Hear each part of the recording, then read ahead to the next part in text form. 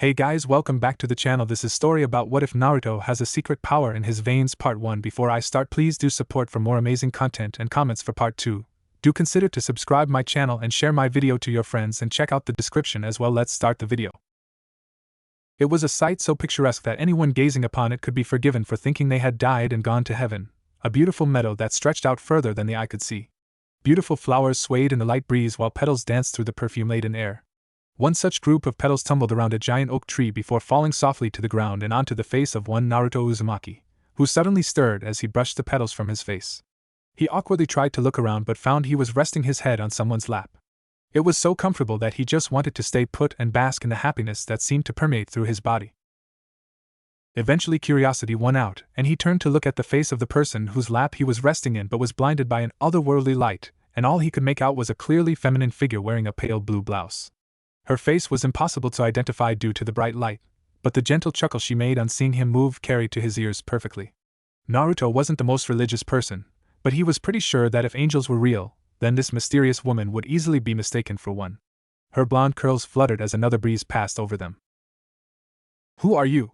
Naruto found his voice after what seemed like an age of lying there, basking in the ethereal presence of his companion.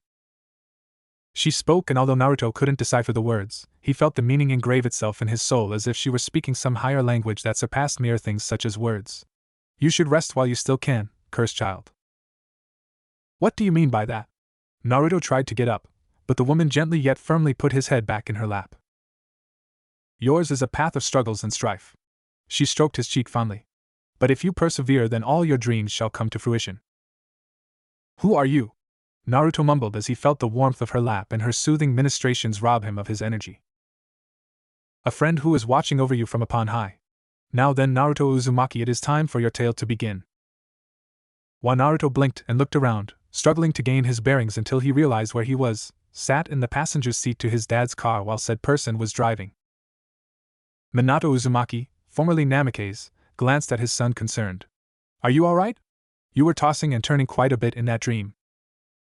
"Why, yeah, I'm fine, just an odd dream." There was a flicker of a smile on the youth's face before he looked at the heavily bandaged left arm, which was the whole reason he had packed all his belongings and left his family home. Even through the multitude of bandages there was a faint glow. "How much longer until we reach this friend of yours?" "I'd hardly call him a friend," Minato sighed sadly. "It's your Uncle Jiraiya, the one who checks on you periodically." "That old pervert?" Naruto went quiet and stared out at the dark, rain-covered streets. "So he's my birth father?" "I don't think so, but I suspect he knows who that is." Minato glanced concerned at his adopted son. "It doesn't matter anyway. You and Mom are my parents." Naruto smiled at Minato, who chuckled, and the two continued the drive in silence. It had come to some surprise to Naruto when his mother and father had told him he was adopted. He was the spitting image of Minato after all. The story he was told is that his parents, that is to say Minato and Kushina, were unable to have children of their own. His father was a priest until he left the church to marry Kushina and believed that this was some sort of divine punishment for abandoning his faith. Long had Minato devoutly prayed for forgiveness, and it was in one such fit of prayer that there was a knock at the door, and what looked like a tired angel handed Naruto over, told them that him above had heard their prayers before handing them a small book and vanishing into the night. Naruto had always assumed it was just a made-up story, especially as he could remember when Kushina was pregnant with his twin sisters. But then his left hand had suddenly started glowing with a strange energy that seemed to soothe anyone who beheld it. This had been a warning sign mentioned in the book that had been left behind by the angel, along with an address that they were to visit in the event of any of the symptoms that had been listed occurring, including but not limited to spontaneous ominous Latin chanting from the walls, spontaneous combustion of items with a 5-meter radius of Naruto, and him suddenly turning into a demon. All things considered, a glowing hand was probably the best outcome. Still, it hadn't been easy leaving his life behind. He had 2 little sisters who idolized him, and when he imagined them waking up to find he had suddenly left, it caused his heart to ache. It was a painful thought, but less painful than the very real concern he could accidentally cause one of his sisters to burst into flames. His mother had been bad enough, openly bawling as she hugged him and promised that there would always be a spot at home for him, and his relocation was only temporary until they sorted out whatever the problem was. "Here we are," Minato mumbled as they pulled up to a small house. As they got out of the car and Naruto collected his bags, Minato noticed a large collection of holy symbols in the garden, as if warding against intruders. As the former priest got closer to the house, he recognized the symbols from a variety of religions, although most of them were completely foreign to him.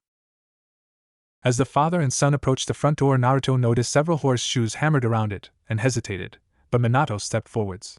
If his son's life was in jeopardy, he would do whatever was required to protect him. The elder blonde knocked at the door 4 times, waited for a few moments before knocking twice, then standing back, shivering slightly in the light drizzle. There was the sound of various bolts opening, and finally the door opened to reveal a large man. He had a wild mane of hair and grinned on seeing them. "If it isn't the preacher Minato? So, it's finally happened, huh?" The man looked at Naruto and his heavily bandaged arm. "You'd best come in then." Sharing a concerned look, Minato and Naruto followed the giant of a man into the house, where the host bolted several locks and drew a strange magic circle using a large block of chalk that had been resting in an umbrella stand. Satisfied with his handiwork, the large man guided them into what looked like a Western-style living room and gestured to some dogged recliners before plopping down in one closest to a slowly burning log fire. So then, Jiraiya, Naruto's self-proclaimed uncle, gestured at Naruto's arm. What phenomenon did he experience? His arm glows with a strange power. Minato helped Naruto unwrap the bandages before revealing the softly glowing limb to the man, who let out a satisfied hum. "I see you mastered the sealing scriptures I left behind." Jiraiya nodded at Minato. "I couldn't even sense the energy until you began to remove the bindings." He took a good look at the glowing arm before letting out a sigh. "Well, the good news is this means he had a good upbringing." "Congratulations, preacher." Had one of the negative phenomena triggered, it would have been due to living a rough life or some sort of tragedy unlocking his powers early. "Powers?" Naruto asked. "Right, kid, I'm going to tell you a little story." The older man pointed to a large picture over the top of his fireplace. "This piece is known as the End of Judgment. Fun fact, it is based on something that really happened. See, a long time ago angels and devils were at war." "Angels and devils?" Naruto repeated incredulously. "You don't believe?" Jiraiya glanced at Minato, who smiled weakly. "Well, whatever. Trust me, kid, they are very real, and I should know." A pair of gray wings spread out from the stranger's back, looking like a pair of filthy dove wings. "I am a fallen angel." Taking the shocked expression on Naruto's face as confirmation he was convinced, the fallen angel continued with his story. "See, this war got bad, and as a result, some angels started to question if this was truly his will. Some of these refused to fight, but there were those who continued, and this doubt caused them to become fallen. You see, when an angel feels they have betrayed his will, they will become a fallen angel. Our wings turn dark and we are cast from heaven, forced to live on earth or wherever we can find a place to call home." At its peak, this war had 3 factions. Jiraiya walked over to the picture and began to point at it. There were what looked like 3 armies attacking a giant eye which had several circles and strange tomos shapes periodically along the outer rings. The angels, devils and fallen angels were all at war, each faction sure they were right and not willing to give up. There were so many deaths, so much pain and sorrow that mixed in with the angelic and demonic energies that remained from the battles. This somehow gave birth to something. He gestured to the large eye. "I call this monster an Nephilim, a being purely made of the sorrows of war. To this day we don't know if it is sentient or not, but one thing is for sure, it was powerful." All 3 armies were forced to join forces just to hold it back. In the end, a group of heroes from each faction managed to seal the creature away, and a treaty was signed to ensure the 3 factions would never war again. That's not to say there haven't been individual battles or proxy wars, but I'm getting ahead of myself. Jiraiya looked at the blank-faced Naruto and the concerned-looking Minato. "And this affects Naruto how?" Minato glanced at his son. "Oh, that's just some backstory," Jiraiya waved dismissively. "It is more the details of the pact that affect him. See, to this day we don't understand how the creature was created, but we knew one thing: it was made from a mixture of divine and demonic energy. Usually it is impossible for such a creature to come to be. Even if an angel reincarnated as a devil, their soul would be that of a devil even if they can use angelic abilities. It was unanimous, though, that we couldn't allow another to be created. While an end to large wars seemed to be the answer, there was always the chance that a lesser Nephilim could be created that would attempt to awaken the sealed one and continue the destruction from all that time ago. To cut a long story short, your birth mother was a devil and your birth father was an angel. This is usually not a problem, as any child of such a union in the past was either an angel or a devil, but in your case there were 3 children. One was born an angel, one was born a devil, and then there was you." Jiraiya paused to allow everything to settle in. "You had no wings, no tails or anything, but there was one thing that you did have. Well, 2 things really. You had 2 souls, one angel and one devil soul that somehow acting in concert." "Oh," was Naruto's weak reply. "The leaders of all 3 factions demanded your head," Jiraiya spoke softly. "They feared you could lead to the Nephilim reawakening, labeling you as one of its kin. Your mother was fine with that. She got a devil child, and honestly, I don't think she held any love for your father or any of her children. Your father, however, disagreed and got me to hide you from the world.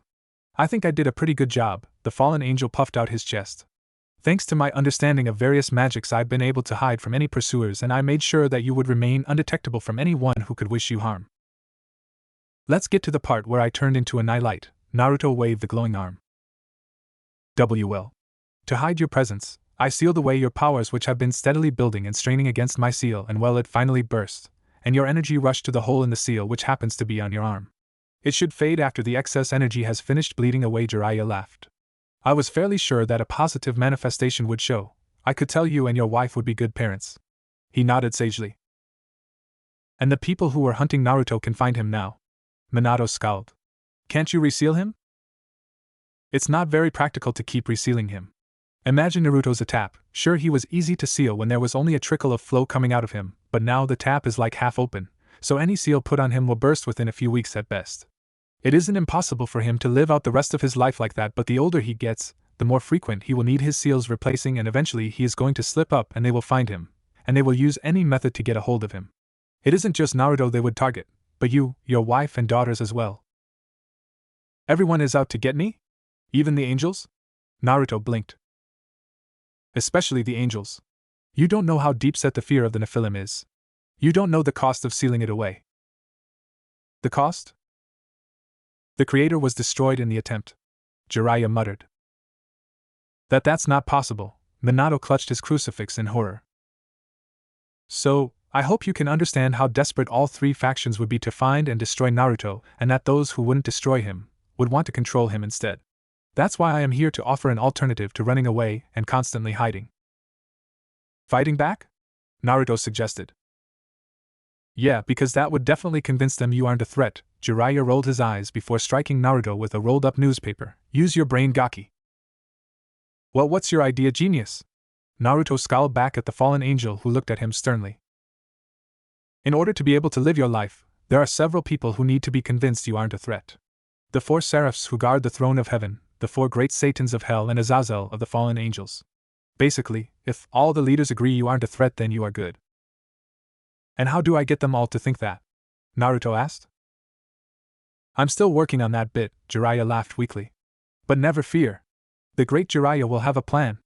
Honestly, I wasn't expecting to have to deal with this until you hit puberty. But you must be, what, 16?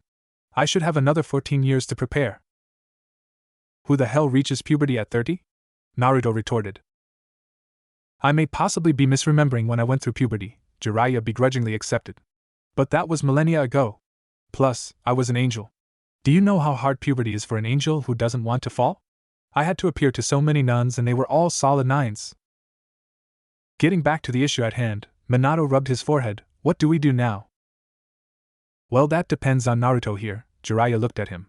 You can either live your life in fear, constantly replacing your seal and praying actually don't do that, it will get an angel's attention, hoping that you don't get discovered, or you can stay with me and master your powers, earn your right to live and be happy and safe in the knowledge you and your family, probably, won't get targeted by an official assassination attempt. I don't want to endanger my family. Naruto clenched his fists. Good response. Jiraiya gave him a cheesy grin and 2 thumbs up. Naruto, Minato hugged his son. I am proud of you, but don't feel like you have to do this. If you want to stay with us, you can. I know, Naruto returned the hug. But what kind of a big brother would I be if I put Tsunade and Nito in trouble? Besides, it's not as if we can't see each other, right? Well, I'd keep contact to a minimum just in case you get discovered before we are prepared, but otherwise, yeah. Jiraiya nodded. I'll figure something out. I'd best head back home then. Minato released his son. If anything should happen to Naruto. Don't worry, Jiraiya put a hand over his heart. I give you my word that I will do everything I can to protect Naruto. And his education? Minato asked. Seriously? Jiraiya deadpanned, before withering in the ex-priest's cold gaze. As sure. In fact, I had a plan that involves him joining one of the most prestigious schools in the country. Trust me, I have everything under control. Naruto, Minato's face softened. Remember, we are just a phone call away. I know, tell Tsunade and Nito I'm sorry I couldn't say goodbye to them, and tell Mom not to worry. I'll be back before she knows it. I'll pass the message on. With a final nod to Naruto and warning look at Jiraiya, Minato left the house and Jiraiya followed him, making sure to redraw the magical circle and close all the bolts again before returning to Naruto. Right then. Are you ready to learn some awesome powers? Jiraiya walked over to a large bookcase that seemed to form out of the shadows before picking a large tome made of leather and tossing it at Naruto, who was knocked over by the sheer weight. The Complete Guide to Channeling Magic. Naruto looked at Jiraiya curiously. Don't worry, there is a translation spell on it, so even though it is an old English book you should have no problems. I'm sure you'll master the first few exercises pretty quickly. Jiraiya waved dismissively. Oh, before I forget, your room is in the attic, so make yourself comfortable and find me when you have completed the first 2 exercises. Alright, Naruto lifted the book with a grunt of exertion before climbing up the stairs and finally a step ladder to get into the dusty, windowless attic. There was a futon in one corner and a small lamp, but the room was otherwise empty of furniture. There were various magic circles and horseshoes decorating the wall and offering some sort of mystical protection, Naruto assumed. Tossing his backpack full of clothes to one side, he opened the book and read the name of the first exercise he came to. Advanced Manipulation of Magical Energies to Create Physical Replicas Capable of Independent Thought. Grand Magus rank recommended.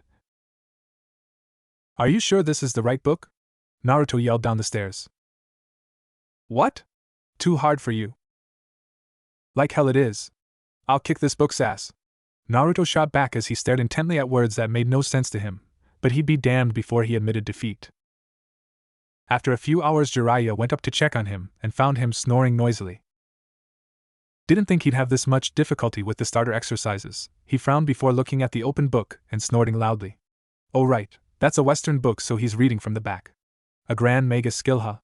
I'll give him a few days before pointing out he is trying to learn a high-level skill without any of the foundations. Maybe it will teach him humility or something. The old pervert chuckled before moving a blanket to cover the sleeping Naruto and heading back downstairs. Good morning, Naruto.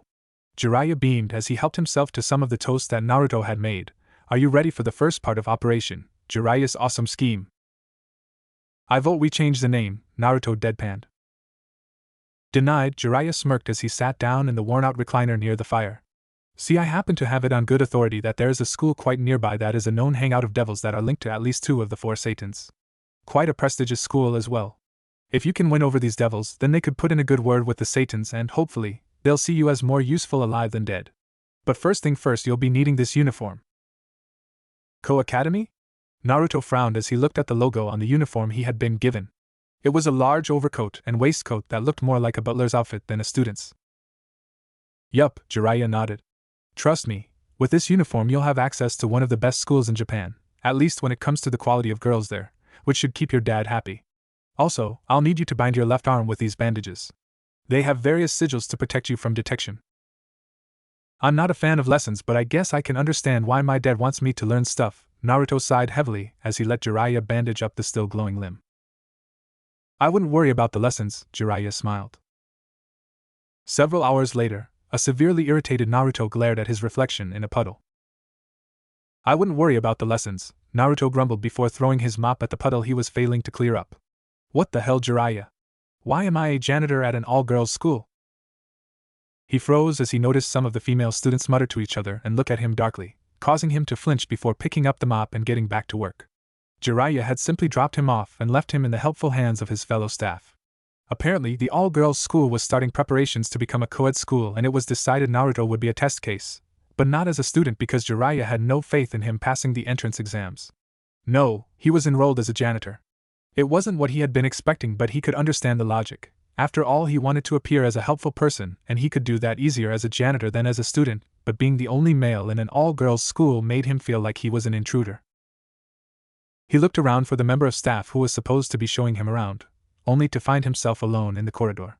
While his outfit marked him out as one of the support staff at the academy, he was very aware that anyone who was unaware of his employment would assume he was a boy who had snuck in for some perverted scheme, given his youth and the fact that he was literally the only male member of staff he had seen so far.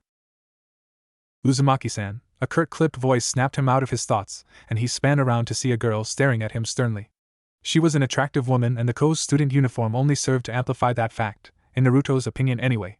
She had a focused look on her face with her violet eyes peering at him from behind her glasses. She was followed by a muscular-looking girl with short blonde hair and gray eyes as well as a wide grin, but when Naruto tried to look at her there was a strange sensation that forced him to look away, much to the girl's amusement. Why yeah, Naruto shrugged off the strange nausea that accompanied looking at the other girl for too long. Sorry, should I know you? I am the student president, Shirtori Sauna, The glasses-wearing woman looked at him critically before indicating the girl to her side. This is another member of the council, Saji-san. Sup, the girl's voice sounded wrong to Naruto, but thinking about it made him feel dizzy, so he just nodded in response. I hope you understand that you are a pilot scheme. Your behavior could very well shape the future of this school. Sauna glanced at the puddle he was cleaning up. The standards here are very high. Should you be found lacking, I will not hesitate to have you removed from the school. Are we clear? Sea Crystal. Naruto saluted sloppily, dropping the mop he was carrying, which tipped over the bucket he had been using and spreading dirty water across the hallway. Good, there was a ghost of a smile and Sauna walked away, her friend shaking with barely concealed amusement. As he watched the two students walk away, he let out a sigh he didn't realize he was holding. Man, that girl scares me. It's like talking to an actual demon or something.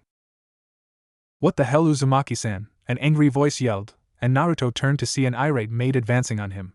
I leave you alone to have a small cigarette break and return to this mess? Are you completely incompetent? You need to get your act together.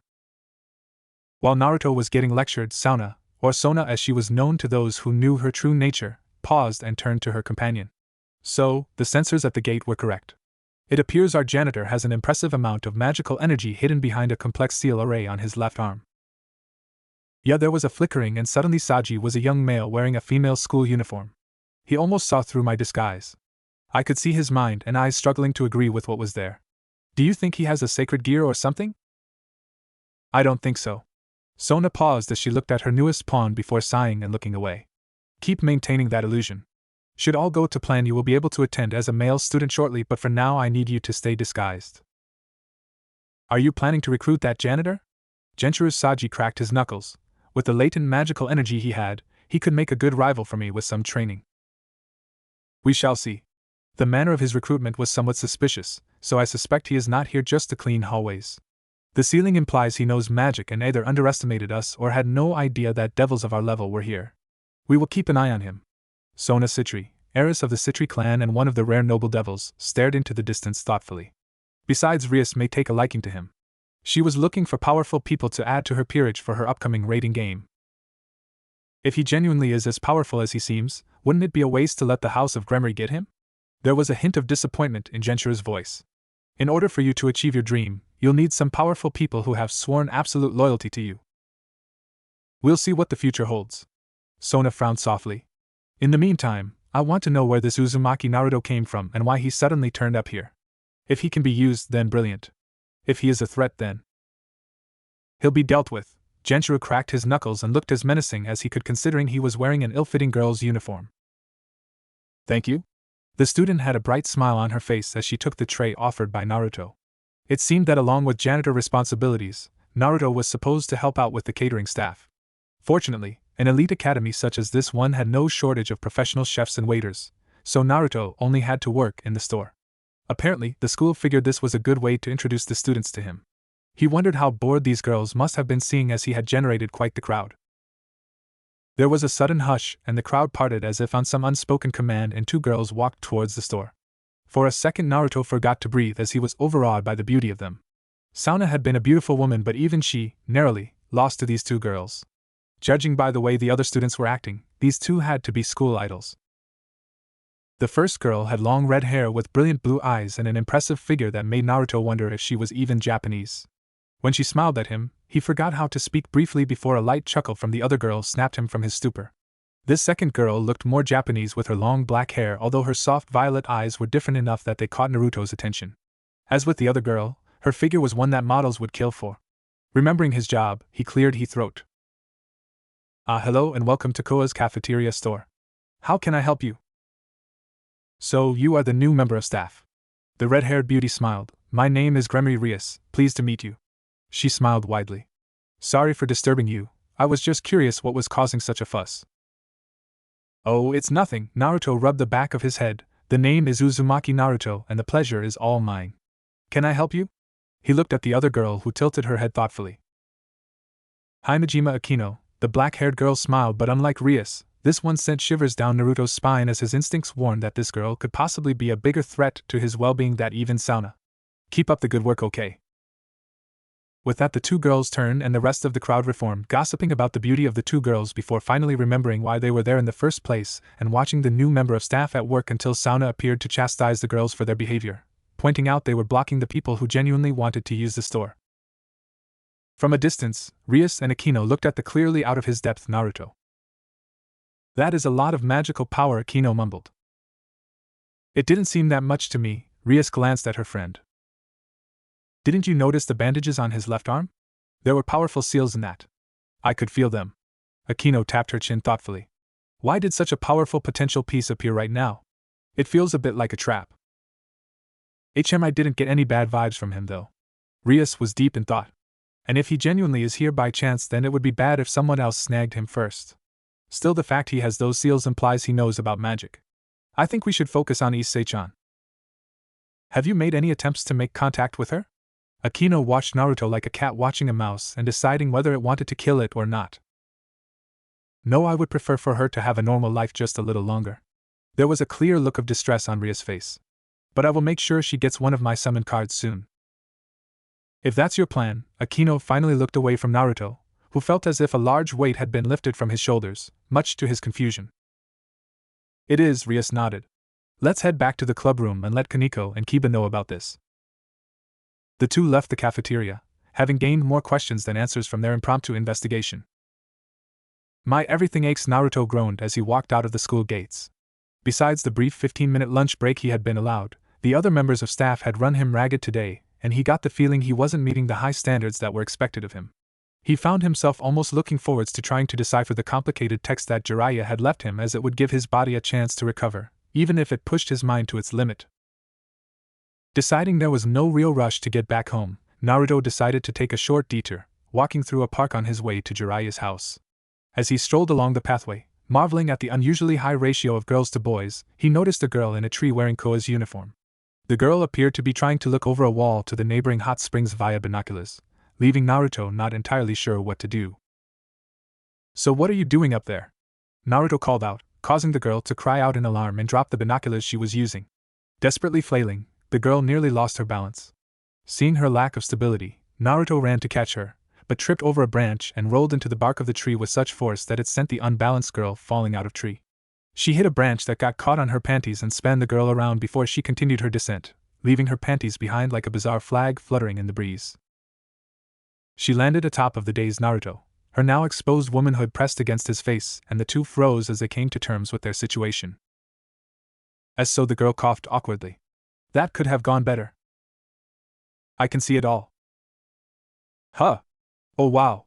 She suddenly jumped up as if only just noticing he was there. She helped Naruto to his feet with considerably less screaming and fewer accusations that he was expecting, all things considered. "So sorry." She bowed her head as if expecting a verbal berating. Naruto sighed as he looked at her, and without thinking patted her head. There. No harm, no foul, right?" "Eh?" She looked up at him and Naruto realized what he'd done. She looked so much like one of his litter sisters with the guilty, fearful look he had instinctively patted her head like he would to them. His innate big brother spirit had kicked in before he had chance to realize what he was doing. Sorry," Naruto laughed weakly. "I just..." "Oh, it's fine," the girl beamed at him before tilted her head and humming. "Say, are you by any chance? Is something wrong?" Naruto suddenly felt a chill as the girl looked at his bandaged left arm and her eyes widened. "That arm, could it be? Yeah, I think it is. Some sort of seal, perhaps?" The girl looked deep in thought before looking straight at Naruto suspiciously, completely indifferent to the fact she had been sat on his face literally half a minute ago. "Yeah, I know what you are." The girl smirked at him, running a hand through her short, messy, brown hair and her chocolate brown eyes twinkling in mirth. Now he got a good look at the girl. He could see she had an athletic build with a light tan. She wore her uniform loosely, which rather than make her look scruffy gave her a hint of sexiness. "You know what I am?" Naruto suddenly had a cold sweat. "Is she one of the people who I was supposed to be careful about? Will she try and kill me?" "You are a harem protagonist." She pointed at him victoriously. "I have no idea what you..." Naruto trailed off. "Wait, what?" "Oh, come on." The girl beamed. "The way you managed to end up in a sexual position by accident is a hallmark of a harem protagonist. Hey, you're that new employee at school, aren't you? A lone male at an all-girls school. You are the poster boy of a harem protagonist." I'm not a harem protagonist. Naruto deadpanned. Hee, this sort of destined meeting. There's no doubt in my mind you are. The girl nodded sagely. I should know, I've read plenty of harem stories. You are here to start my route, right? I have literally no idea what you are talking about right now. Finally, my springtime of youth is now. The girl looked at the sky happily before freezing. Wait, if he is a harem protagonist, then this could be my chance to make lots of sisters. Are you alright? Naruto walked towards the mumbling girl who suddenly span to face him, catching the blonde by surprise. I know you are eager to start my route and win my heart, but is that really fair on the other girls in the harem? What other girls? What harem? Are you confusing me with someone else? Isn't the only way to truly be fair to go for the harem route so everyone is happy? I think you need to go to hospital, you have a concussion. Naruto took a step backwards, but the pantyless girl grabbed his hands. You can do it. Go for the harem ending. With my help we can have the large family of sisters I've always wanted. I don't even know who you are, Naruto remarked dryly. Oh right, the girl laughed. My name is Haida Issei-chan. My 3 sizes are 84 to 60, 86. Her excited bouncing caused her skirt to flutter and Naruto looked away. I guess I'm sort of the athletic childhood friend type, but I can play the Amuro type if you'd like. That sounds like it would be fun to do. First things first, you need to calm down. You're not wearing any underwear. He gestured vaguely in the direction of the tree, and the excitable girl turned and let out a laugh. Oh, right. The now named Issei looked up at the tree. Could you get them for me? I mean I would, but you know, she pushed her skirt down. Alright. Naruto nodded as he climbed up the tree, grabbing the panties and binoculars before coming down, freezing as he saw a female police officer waiting for him at the bottom. Naruto looked at the panties and binoculars. This isn't what it looks like. You are so a harem protagonist. Issei nodded, stars in her eyes as the police officer advanced on him, getting into all sorts of misunderstandings. Wait, why aren't you explaining what was going on here? He looked at Issei, who tilted her head. Well, I want to see what flags this could trigger, Issei remarked. After a 10-minute discussion, Issei, now wearing her panties, and a drained Naruto were told they could leave with only a warning from the police officer. Hee, Issei laughed gleefully as she walked alongside Naruto. So, do you have any other girls whose routes you've started? I think you're the girl I've spoken to most, if that's what you're asking. Naruto gave up trying to correct the girl. It seemed like a waste of breath. Good. The harem route requires you to remain as neutral as possible, Issei smiled. Oh, I just realized I don't even know your name. Are you sure you don't have a concussion? Naruto sighed, Uzumaki Naruto. Nice to meet you, Naruto-kun. Issei beamed. What are your 3 sizes? You want my bust size? There was a confused expression on Naruto's face. Oh no. A man's 3 sizes are length, curvature, and circumference, the bubbly girl declared. Of your dick, of course. I'm not telling you that. That's fine. I'm a good guesser. She stared at his crotch intently, causing him to shield himself. You shouldn't go around doing things like that. The wrong kind of guy could get ideas. Don't worry, Issei declared confidently. I'll only do it to you. Naruto found himself unable to think of a comeback, so merely let out a tired sigh and started walking away, Issei following him cheerfully. So Hayata-san. Call me Issei-chan, Issei interrupted. Issei-chan, Naruto sighed. Why were you in that tree with binoculars? Isn't it obvious? I was peeking. She pushed her chest out proudly. I have to be on the lookout for potential harem sisters. You were peeking at girls? Naruto was stunned by her honesty. You make it sound so dirty. I like to look at girls and figure out what it would be like to be in a harem with them. Why do you want to be in harem that much? If you like girls, you don't need to be with a guy as well, you know. It's not like that. There was a slightly downcast expression on her face before she recovered. I just really want a lot of sisters. The bonds between harem members make them practically sisters, right? Well, Naruto rubbed the back of his head awkwardly. Listen, I'm flattered you seem to think I am capable of helping you out here, but I really can't. Sorry. I totally get it. She was clearly hurt, given away by her forced smile. Ha ha ha, yeah, I was just messing around. Anyway, places to be and all that. It was nice meeting you. I'm sorry for bugging you. I'll leave you alone. Sorry. She started to walk away, bobbing her head apologetically whilst laughing in such an obviously forced fashion. It was physically painful for him to hear. Naruto watched her slowly retreating figure with a soft frown. He knew that it was probably best to not get involved. Between his issues and the girl's odd personality, there was too much to unravel, and it would only put the strange girl in danger if she were to hang around with Naruto. After all, wasn't the reason he had left his family and friends behind so that no one else got involved in his current predicament? Naruto knew all this, but he also knew about acting out to get attention. Before he made his friends, he was a bit of a hellion desperate for attention. Maybe this Issei was just like he used to be. She made herself quirky to try and appeal to him in a desperate plea for a friend. What would Mito and Tsunade say in this situation? Naru and I, you left a girl in distress? You are disgusting. I hate you! The boisterous voice of Tsunade exclaimed. I thought Oniai-sama was a true gentleman, but I was wrong. I have no male siblings. The calm and cold voice of Mito cut through him like a blade. As he watched her, he felt his big brother spirit react. This girl clearly had few friends if any and was just lonely and wanted someone to talk to. The moment he made that realization, there was only going to be one way this was going to end. Hey Issei-chan, Naruto smiled as she turned to face him. Do you want to exchange numbers? I mean, I might not be looking for a girlfriend or anything, but you can never have too many friends, right? You want my number? There was a shocked expression on her face, but in her eyes, Naruto saw a spark of hope. We'll need each other's numbers to stay in touch, won't we? He grinned. Besides, I don't have any friends here and you seem like a good person to know. The look of sheer happiness on her face reassured Naruto that he made the right decision, even if she did accuse him of being a tsundere. As they went their separate ways, a cheerful Issei was practically skipping when she dialed the number on her phone. Hi there, Yuma-chan. Issei beamed. I made another friend. This may sound awkward, but can he come with us this weekend? He can. Great. I'm sure you two will get on like a house on fire. She closed the phone. I know Naruto-kun's HPP, harem protagonist's powers, will win Yuma over too. This weekend will be life-changing.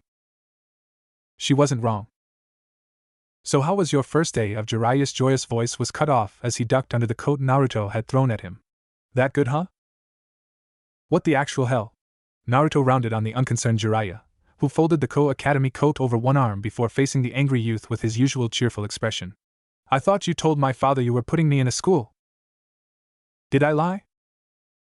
Well, maybe not, but you didn't tell the truth either. Naruto countered. You implied that you were sending me to a school to learn. Oh, you'll still learn stuff, Jiraiya waved a hand dismissively, just not boring stuff like geography and maths. The fallen angel hung the coat on the wall before returning his attention to the confused-looking blonde. You see, it's one thing to get you physically ready for life in the magical world, but if you are going to win over so many important people, you'll need to know how to talk to them. That makes sense, Naruto begrudgingly admitted. But what about my education? My mum would kill me if she knew I wasn't preparing for a future career. If she knew about this, she'd probably drag me back home. Well, you are thinking of your future, Jiraiya pointed out. Can't have a career if you're dead, and if she were to drag you back home, it would put her and the rest of your friends and family in danger, so maybe we should keep what we tell her to a minimum, alright? Yeah, Naruto nodded. He had resolved himself that no one he cared about would get themselves involved in his struggles. It was better this way. Worst case scenario, the old pervert would be the only one who died with Naruto, and honestly, he was fine with that. As if sensing Naruto's thoughts, Jiraiya scowled briefly before clapping his hands together to get Naruto's attention. So, we are in agreement then? I guess, Naruto frowned as he collapsed into one of the comfy chairs in the living room while Jiraiya took his usual spot nearest the fire. Well then, what do you have to teach me then? Well, Jiraiya stroked his chin thoughtfully. I have no idea. I should have expected that. Naruto started to get up. Now wait a second. Jiraiya coughed awkwardly. What I meant is there is so much I need to teach you that I don't know where to start. He walked over to the large bookcase, checking a few books before nodding and pulling an old-looking tome from the shelf. It appeared to be a thick stack of papers held together with twine and rough-looking wooden covers. He returned to his comfy seat and slowly opened the book. I suppose we should start with the damage the Nephilim caused. It would explain why all the factions won't be happy when they find out you're alive. Sure, Naruto shrugged, not really caring either way. Taking this as a sign to go ahead, Jiraiya showed Naruto the page in the book. It was a similar drawing to the one over his fireplace, with the giant eye being attacked by 3 armies, but as if on command, the images started to move across the page, portraying a brutal battle. After a few minutes, the eye finally closed, but less than 20% of the original armies remained. With a click of his fingers, Jiraiya reset the scene and put the book down. It was that much of a slaughter? Yeah, but it wasn't just how many but who we lost as well. I already told you about the creator being destroyed in the attempt to seal the Nephilim. No one saw it, but we all felt it, like the sun suddenly vanished in the middle of the day. Jiraiya shivered. There were more than a few angels who fell when feeling that, even some of those who had stayed in heaven. Initially there were around 1 million or so true angels in heaven and fighting in the wars. That's not including cherubs, seraphs or ascended saints. Have you ever heard the phrase that everyone has a guardian angel? Yeah, Naruto nodded. Well, it used to be true back when Judaism had just started. They were usually high-ranked cherubs, but still angelic beings. Human population wasn't as insane as it is now, but there was still hell of a lot of angels constantly on Earth. Jiraiya sighed. You must have been looking at say 5 million angels in total at the time of the Nephilim attack. After the Nephilim first was born, all angels that weren't at risk of falling were deployed. In the final battle there was probably just shy of 4 million angels. Can you imagine that sight? Jiraiya's voice went a bit distant. 4 million angels all resplendent in his glory. The Nephilim's first attack have that number. I can still see their feathers falling to the ground as we tried to process just what had happened. His voice went silent. Holy Naruto bit back a curse. Yet Jiraiya let off a sad sigh before clearing his throat and resuming his story. After the final battle, the remaining angels that hadn't fallen was around 590,000-ish. The forces of heaven were crippled, so much so that in desperation they looked for ways to recruit more angels, but long story short, even this long after the Nephilim was sealed, heaven's forces are probably barely 2 million, and as most of them are uplifted humans, they don't compare to the original angels created by him.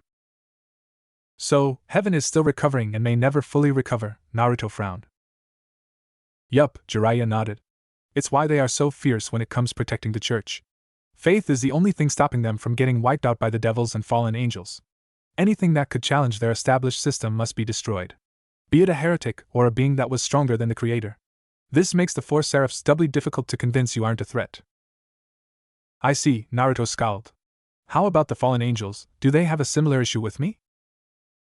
Well, Jiraiya chuckled softly. The fallen angels, they are not as unified as the other factions. There are quite a few like me who have no loyalties to Azazel. Quite a few fallen angels just revel in whatever it was that made them fall, but most of those who fell when he was lost all follow Azazel, seeking redemption for failing him. There are some extremists who believe that the angels who didn't fall are traitors to him, as they didn't care enough that they failed in their duty. Many blame the Creator's weakness for the current situation and wonder why he bestowed salvation on his creations while letting his most loyal children fall. What made you fall? Naruto asked. I killed a lot of innocent angels, Jiraiya shook his head. They were just in the wrong place at the wrong time. But if I could go back in time, I'd do it again. The mood in the room became awkward and the young blonde struggled to think of something to say, but fortunately Jiraiya had millennia to come to terms with his actions and quickly brightened up again. Of the 3 factions, the fallen came out of the Nephilim crisis the best. Seeing as before then they weren't even an organized faction. I'd reckon there are about 1 million fallen angels, most of which have pledged allegiance to first among the fallen, Azazel. He shouldn't be that hard to convince, as the fallen angels are the underdogs and would probably like you on their side. Still, with a faction as fractured as they are, you might need to win over several different lesser commanders as well who might not be as easy to win over. Wait, wasn't Lucifer the first fallen angel? Naruto screwed up his face, clearly struggling to remember some past lesson from his ex-priest father. The first Lucifer was, but he married a devil and after time, any fallen angel traces were gone from his genealogy, leaving just a family of devils. Jiraiya nodded. It was before I was created, but I heard all the stories from those who were there. Michael was furious with Lucifer for betraying our father, but for him to sire an heir with devils was the ultimate transgression against his will. I imagine that was when reconciliation became impossible.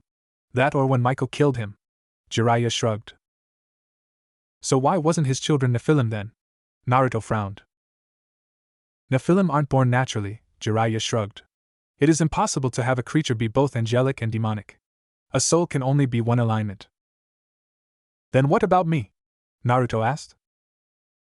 Well, Jiraiya rubbed the back of his head awkwardly.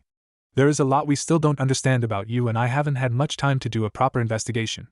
Think of it like this, we can discover more about you together. The pervert gave a thumbs up, letting out a bark of laughter as the disgusted Naruto got out of the chair. I'm working on that spell book again, Naruto called over his shoulder as he left Jiraiya alone. The moment Naruto was out of sight, Jiraiya's face clouded over as he sadly remembered the day he lost so many friends. Put your back into it. The stern maid, who was apparently Naruto's senpai, crossed her arms and glared at the exhausted Naruto. Try as he might, he couldn't remember her name, having been too annoyed at Jiraiya to pay much attention to his orientation meeting, so mentally labeled her maid senpai. Unaware of her coworker's thought process, maid senpai glanced at her watch before tutaying nosily. She pushed her glasses up the bridge of her nose and brushed a lock of her black hair behind her ear before focusing her cold black eyes on the youth. We are support staff for Ko Academy. Heiresses of the rich and famous walk these halls. Do you think this work is acceptable? With all due respect, the frustrated Naruto scowled at the maid. This is a toilet. It is as clean as it is ever going to be. I would eat my dinner out of it, it is that clean. Are you some sort of pervert who gets a kick out of eating food from a girl's toilet? There was a clear look of disgust on her face. If I say yes, will you make sure I never have to work in a girl's toilet again? Naruto asked hopefully, but the scoffing noise as the maid left for yet another cigarette break shattered any illusions that he would be getting out of this job. Picking up the brush, he looked at his weary reflection in the toilet before getting back to work, grumbling under his breath. The only consolation is that the school used Western toilets, so at least Naruto could sit down and take a break while the overbearing maid went to have her break. He heard some footsteps approaching, but thought nothing of it, knowing that there was a sign warning any girls that the toilets were being cleaned. Oh, it looks like they are shut, a quiet voice murmured, but in the silence of the bathroom it was possible for Naruto to hear her. There was the sound of footsteps and Naruto realized the girl had walked into the bathroom before freezing, almost as if she could sense him. He considered hiding, then realized that would make him seem more suspicious, so opened the door with a polite smile. I'm sorry, but I'm cleaning these toilets right now. Naruto looked at the girl who had entered. She was small, roughly the same size as his little sisters, and looked at him with a cold stare. While he found her white hair unusual, he was more worried about that judging stare. I'm the cleaner, I'm not a pervert. I see.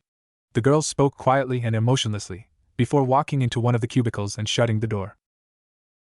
Naruto blinked. He looked around, not entirely sure how to react to this small girl. He then realized that since he was a cleaner, and she knew he was there, she had given him her unvoiced approval to continue working.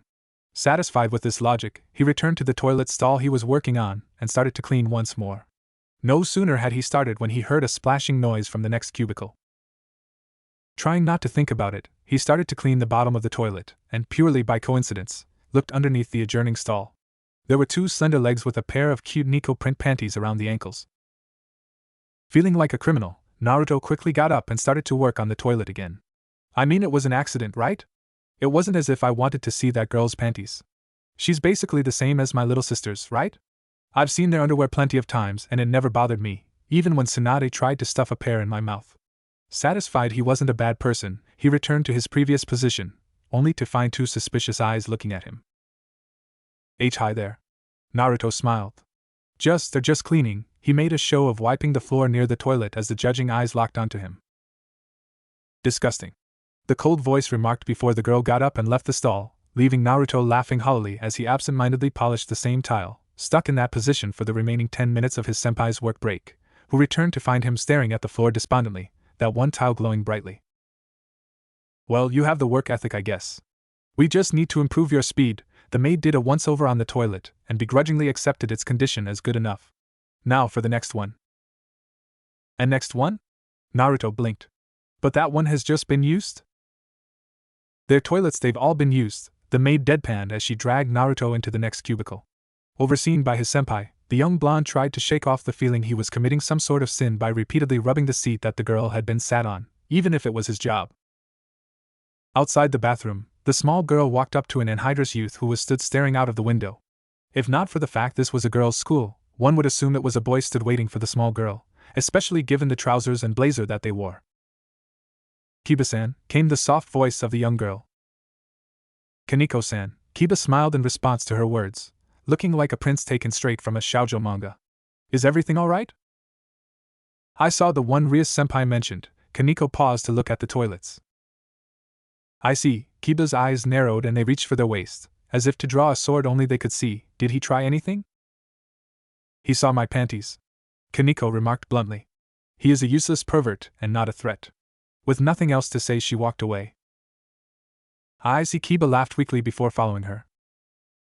Somewhere a fair few miles away, there was a phone sat on a table. This phone was largely unimportant, just a standard wireless house phone placed in a charging cradle on a table in a large dining room. It was a completely innocent scene with nothing worth mentioning about it. It was just a phone sat there, silently, minding its own business in a quiet house. It had been a good phone and had served its owners well. It was a shame that such a loyal phone was soon to be destroyed for no reason other than doing its job. It rang. There was a sudden explosion of movement, and two blurs raced into the room. One from the kitchen and the other from the next room. These two blurs snatched the phone at the same time and each tried to take the phone, resulting in each blur taking half of the phone, pausing then preparing to blame the other for the broken phone. Now that they had stopped moving, it was clear to see the two young girls glaring at each other. One of them had her shoulder-length blonde hair in a short ponytail. She was wearing a pale green tank top and trousers and had brown eyes currently glaring at the other girl. This was Tsunade Uzumaki, Naruto's little sister, and the oldest of the twins. What the heck you do that for Mito? Naru and I was probably ringing to tell me how much he missed me and that he was coming back home to marry me. The other girl scoffed at this. She had bright red hair, much like her mother, although hers was tied up in a bun on her right side with pins in it, whilst the left-hand side had a long trail of hair that fell to her waist. Unlike the casual attire of her twin, she was wearing a neat school uniform with a vivid green bow. It was the uniform of the school that Naruto was supposed to be attending and that she had gone to, despite having far better grades. Did you say something, you boorish individual? My beloved Oni-sama was probably trying to ring me to inform me that I was required at his side, and now, thanks your brutish idiocy, I cannot respond to his urgent plea. Why would Naru and I want to talk to you? Unless he was planning on telling you that he loves me, so you should stop interfering. I apologize, I clearly struck your head and gave you a concussion. For you to believe my Oni-sama would want to be with you. Preposterous. Mito's calm voice were completely at odds with the anger in her eyes. Girls, play nice. A tired Minato walked in, putting a new phone on the table. This is the last phone, so please don't break it. I get that you miss Naruto, but there are better ways for you to deal with it. And before you ask, no, that wasn't Naruto. Dearest father, Mito bowed her head slightly. I apologize for this ruffian's crude outbursts. Is it not possible to send her to a zoo or something where she can be with her fellow simple-minded primates? Dad. She's saying stuff that I think is an insult. Tsunade scowled. Tell her to stop or I'll punch her. How primitive. Is there any wonder Oni-sama had to leave? Being related to such a brute was clearly putting too much strain on him, to the point where he had to leave in the night rather than face the disgrace. Maybe it was a certain someone who scared him away with all her sinister scheming? Tsunade pointed out. It is my duty as Oni-sama's future bride to ensure the best life for both of us. If that means scaring off a few unwanted pests, then I shall do my duty gladly. At least I didn't try and force my beloved Oni-sama to eat my underwear. I read somewhere that big brothers would use their sisters' panties to Tsunade grumbled. Satisfy their appetite. It was in a book. How base. Mito turned to Minato, who was currently wondering where Kushina and he went wrong. Have you heard this foul cretin? Hello everyone. A cheerful voice headed off the argument, and a beaming Kushina entered the room. Naruto just texted me to let us all know he is doing well. With any luck he'll be back before we know it. Oni-sama must be so lonely, Mito bit her lip. Mayhap I should send him pictures of myself so that he may be warmed by the heat of my love, despite our bodies being distant. Apparently he's made a friend of sorts too. Say apparently? Kushina frowned. Is that a girl's name or a boy's? Sounds like a boy, Tsunade nodded, her attitude very similar to her mother's. After all, why would he need a female friend when he has me waiting for him at home? But what if this boy is a bad influence? Mito frowned. He may tell Oni-sama things like it is wrong to love his sweet sister Mito. A bad influence, Kushina blinked. Like maybe getting involved in shady dealings and getting him hooked on drugs? She glanced at her husband, her eyes ablaze with concern. Minato! Start the car, my baby needs me. Naruto is fine, Minato reassured his wife, kissing her on the cheek. Right, you are right of course, Kushina nodded. Oh, another text. He says this Issei-chan is a bit weird, but she seems friendly enough. Wait, she? She? Tsunade paled before punching the table. That hussy. I have to go and save Naru and I from her schemes. It appears a meddlesome insect has appeared, Mito frowned. Dearest father, I would like to request that you drive us to where Oni-sama, and this home-wrecking wench, may be located. She's probably getting my innocent little boy to do all sorts of horrible things. My baby's purity is in danger. Minato! The car! Minato took a sip of his coffee and let out a sigh. Kushina was such an overprotective parent at times. I'm coming, Naru and I.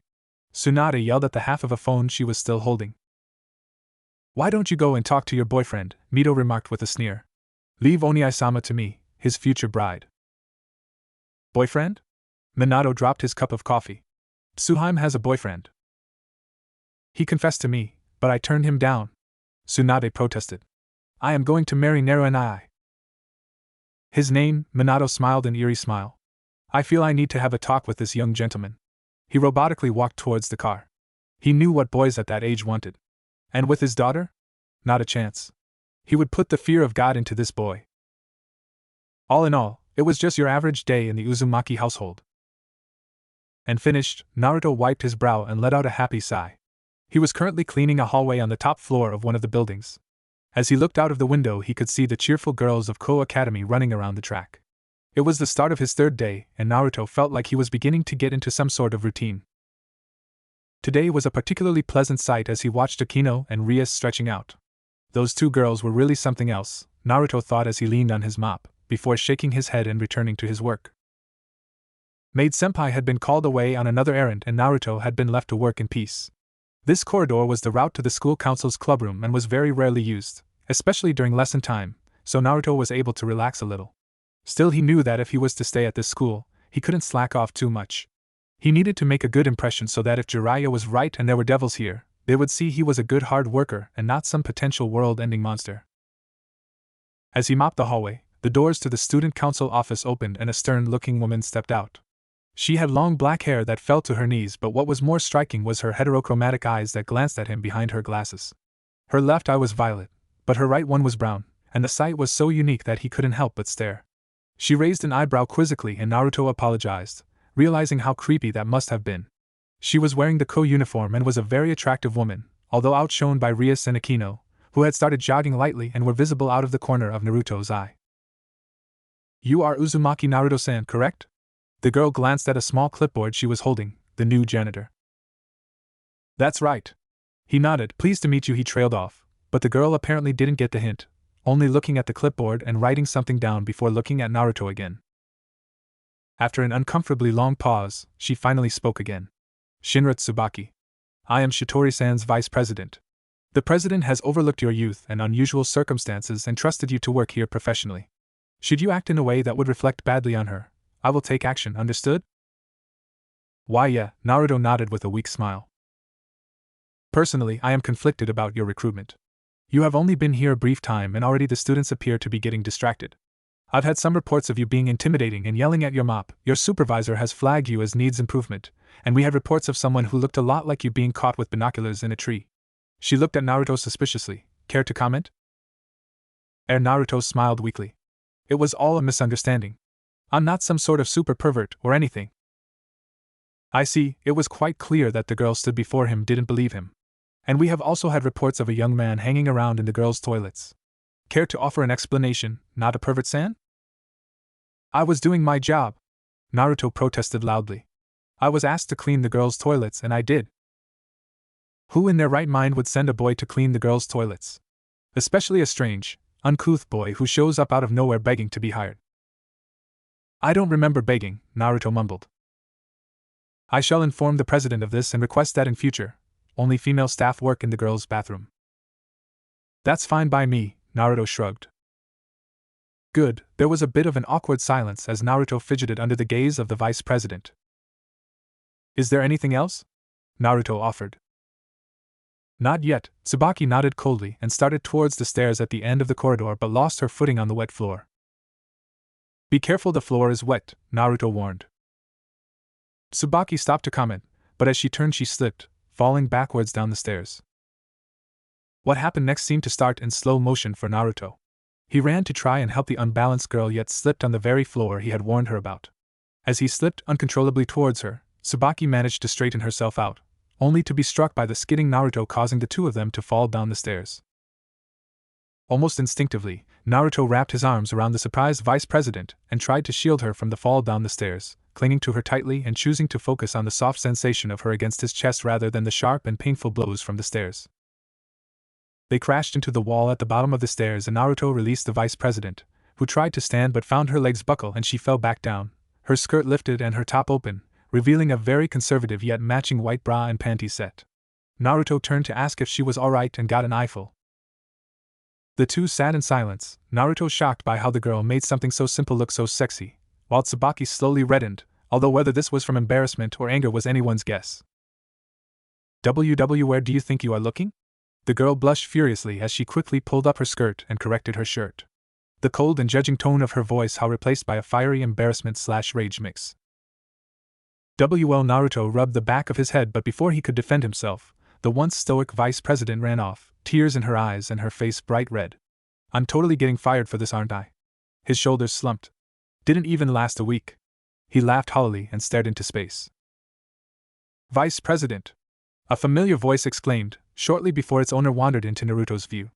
I'm guessing I upset her by interrupting her precious harem time. Sorry, Naruto-kun. Next time text me when you are having some fun, so I don't ruin it. If it makes you feel better, you can squeeze my Issei-chan. Naruto smiled weakly as the bouncy girl helped him to his feet. I'm sorry, this is probably our last conversation. Naruto-kun? You don't look so good, she frowned. We should take you to the infirmary. Don't worry, I won't let you die. Her face lit up. Plus, you should really meet the new nurse, she has the hot Winnie-sama vibe going on for her. That might be a good idea actually, Naruto remarked as he tested a stinging part of his head and found blood. I don't feel so good.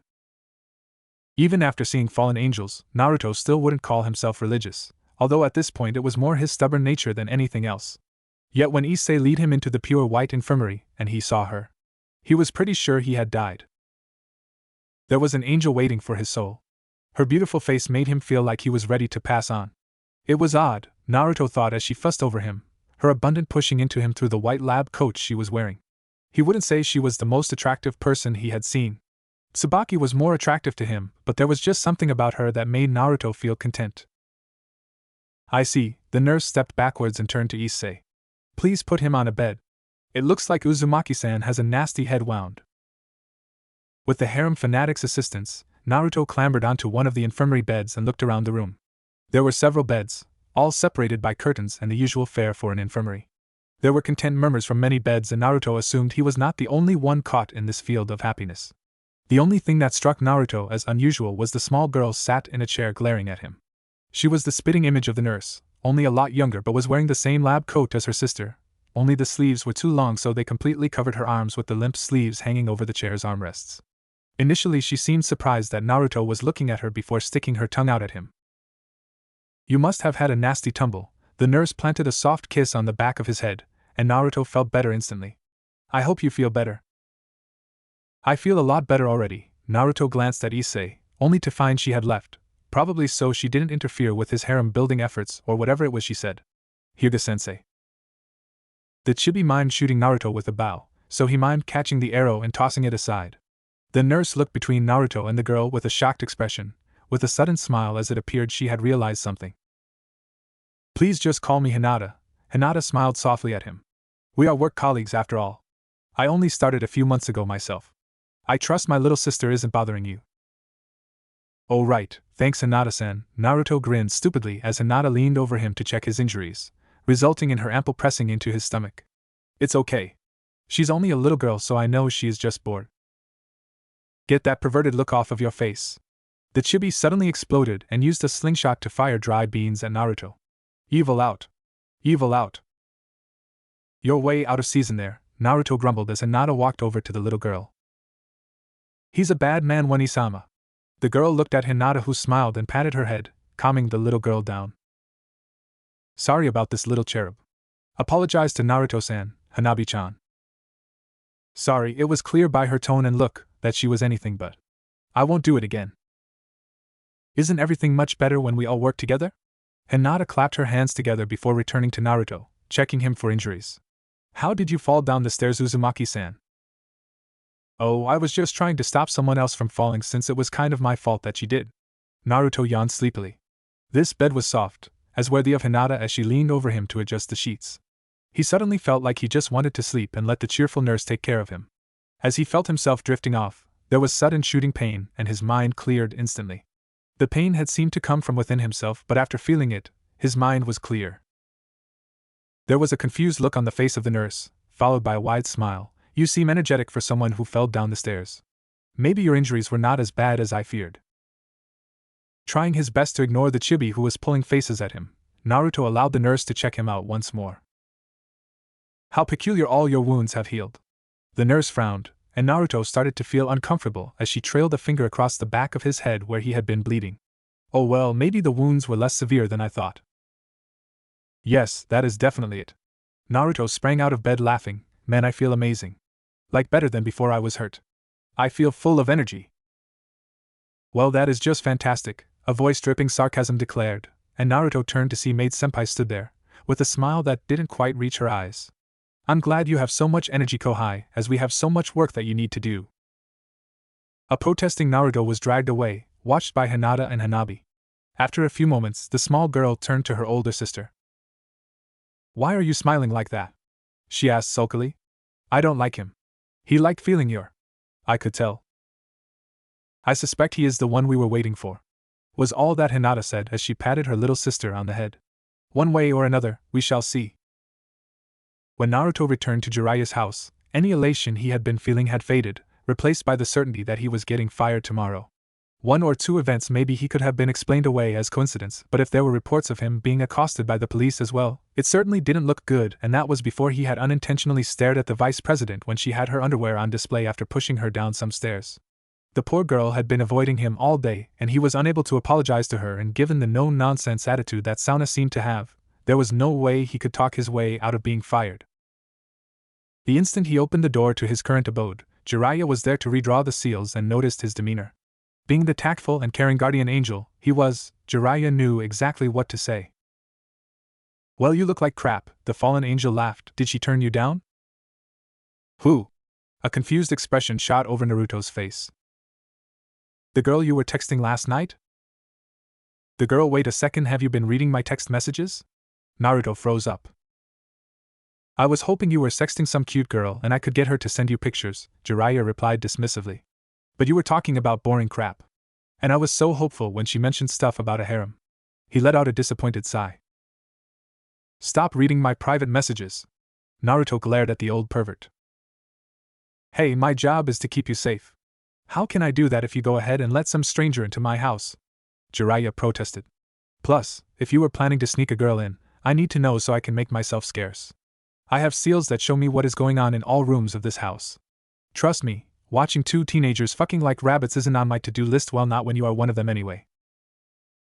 All rooms? Naruto froze. Even my bedroom? It's perfectly normal, and I don't watch you. Jiraiya smiled, although if you want some new magazines I can buy you a few. I'm going to look into getting some Wi-Fi now I have some money coming in. You have a job? Naruto quickly leapt on the first topic change he was presented with. Well, I am an author, although I haven't published any books yet. I needed the money to buy supplies and so on before I could start. Then where are you getting money from? Naruto trailed off as it suddenly occurred to him. You're taking my wages, aren't you? I'm slaving over a cold mop and you are getting rich off my labor? Think of it as a rent payment, as well as food and tuition fees. Jiraiya waved off his anger. Speaking of which, do you want another lesson? I never told you what the state of the devil clans are, did I? Devil clans? Naruto asked, deciding to come back to his wages at a later point. Right now, he needed all the information he could get to save his own life and by extension the lives of those who he interacted with. Before we start, summarize what I told you last time. Jiraiya tried his best to look scholarly. The angels hate me because I am better than God, and fallen angels hate everyone, themselves most of all. Naruto rubbed the back of his head.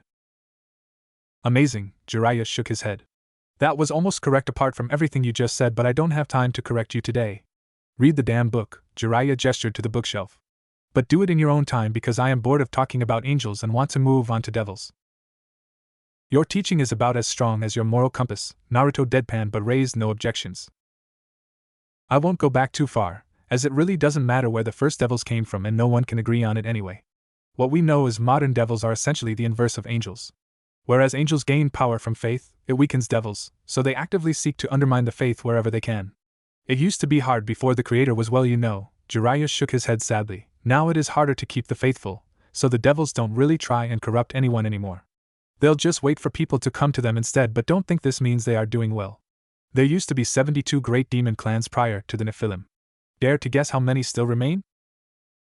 If the angels were anything to go by, I'd say maybe 10? Naruto suggested with a shrug. 33, Jiraiya remarked. Which does make it seem like they got off lightly, doesn't it? The only reason that figure is so high is because most families made sure they left a male heir behind to carry on the clan, but infighting between old rivals resulted in the weaker heirs being killed off during the purge of Old Hell. At their height, a clan would consist of a main family, several branch families, and countless bastards raised as servants. Now a clan is essentially a small family unit. Marriage contracts between the 33 are common, to ensure the purity of the devil race, but to maintain a force capable of opposing heaven, they have plenty of half-breed or resurrected devils to fill out the ranks, much like heaven's forces. Technically speaking, the devils are doing the best of the three clans, but the fact the fallen are more hostile to devils than angels means that there is a delicate power balance in play, which is part of the reason that the Pact of the Nephilim is still in effect today. Didn't you mention 4 Satans or something? If there are 33 clans, then how do those 4 come into it? By becoming a Satan, they effectively forfeit their right to rule a clan, becoming independent and part of the ruling council of hell. You win the hearts of the Satans, the rest of the clans and devil kind will fall into place. Jiraiya finished his lecture with a yawn. Most of the clans have some sort of gimmick that you need to be wary of. Just try not to pick a fight with the Phoenix clan. Those bastards are ridiculously difficult to kill. Jiraiya winced. Invulnerability is their gimmick, along with fire and birds, you know, all the mythical Phoenix crap. That's a thought, Naruto frowned. If all this Christianity stuff is real, does that mean the other religions are wrong? Nope, they are all right, to some extent. Jiraiya chuckled. Did you think I have all those symbols out there because I think they look good?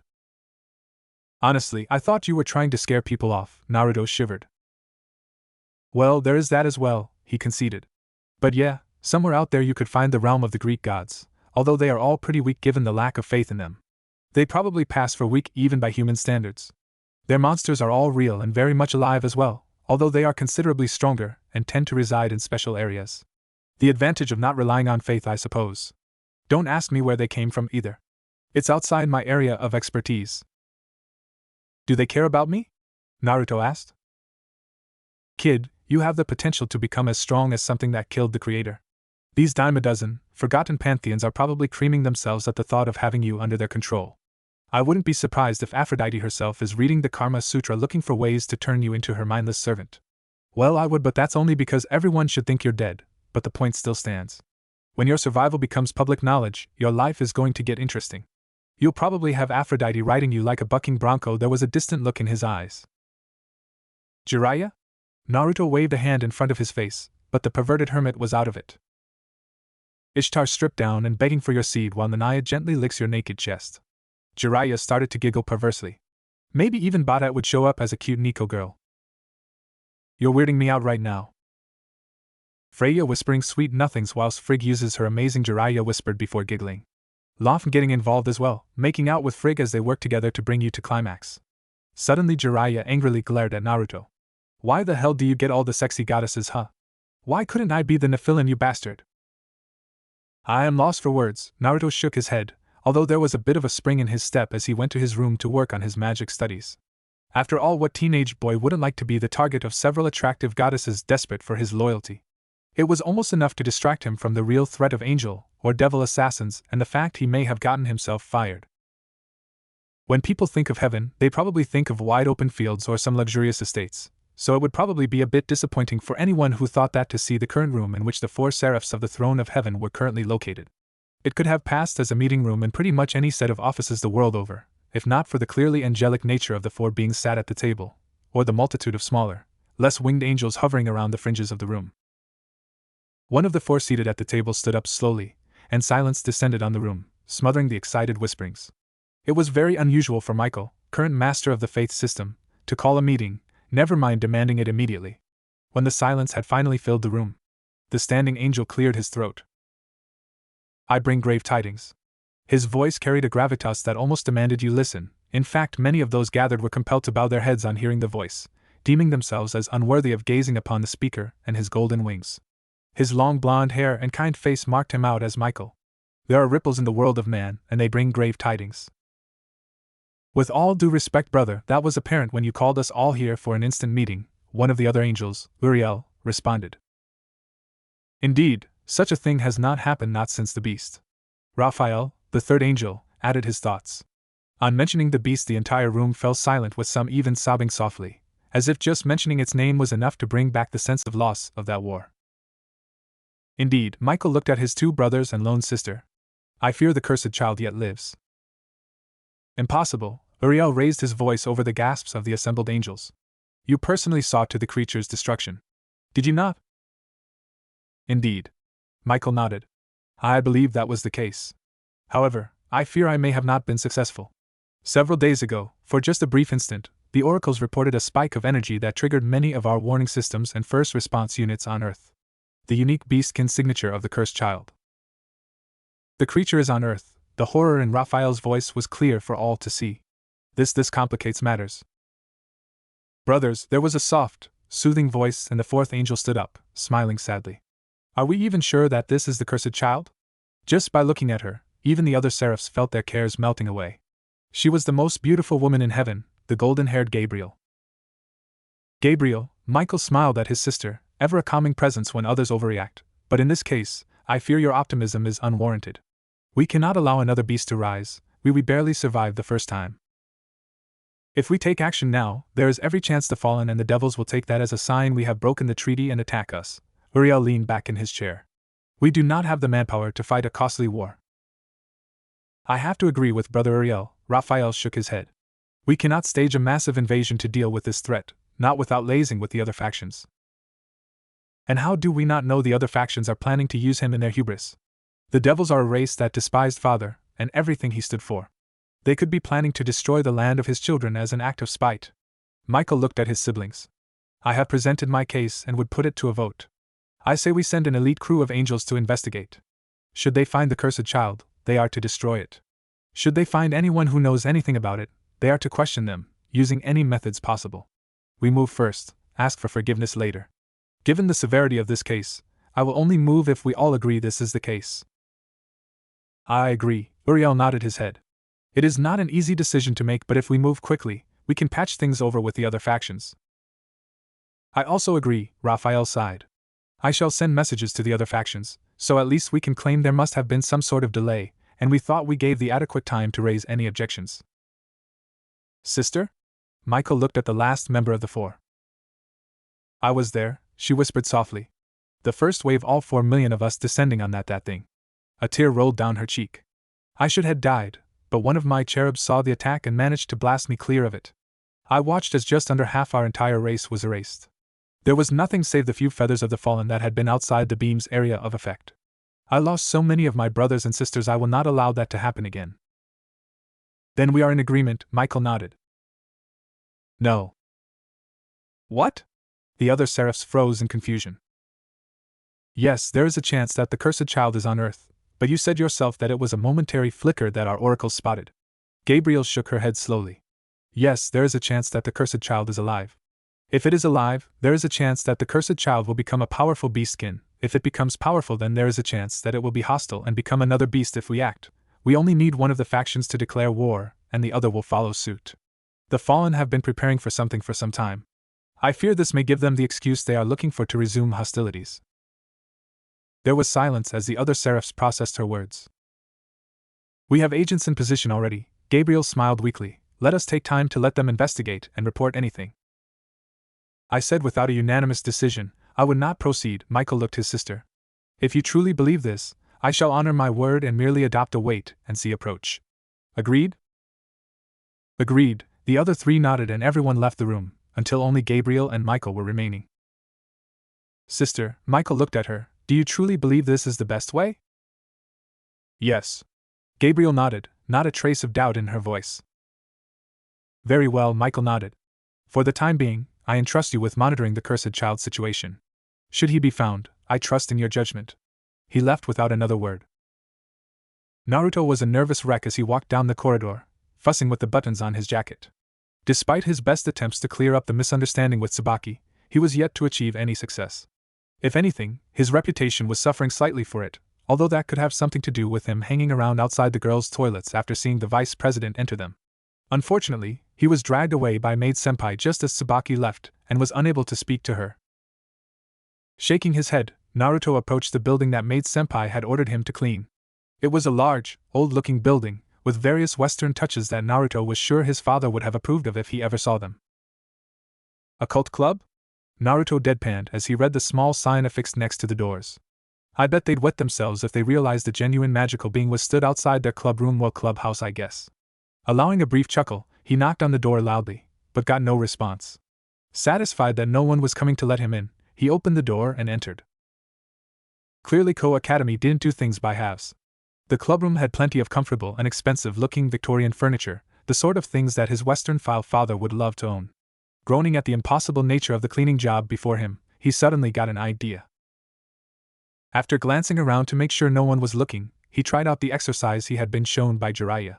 While his seals severely limited his ability to use magic, it wasn't impossible, it just took a lot longer than normal. Unfortunately, even if he could slowly but surely cast a spell, it didn't matter if he lacked the skill to use the spell properly, and after 5 attempts, Naruto looked down at the pale, groaning clones and ended their misery. His progress had been going along nicely, but for some reason he just couldn't get the clones to appear correctly.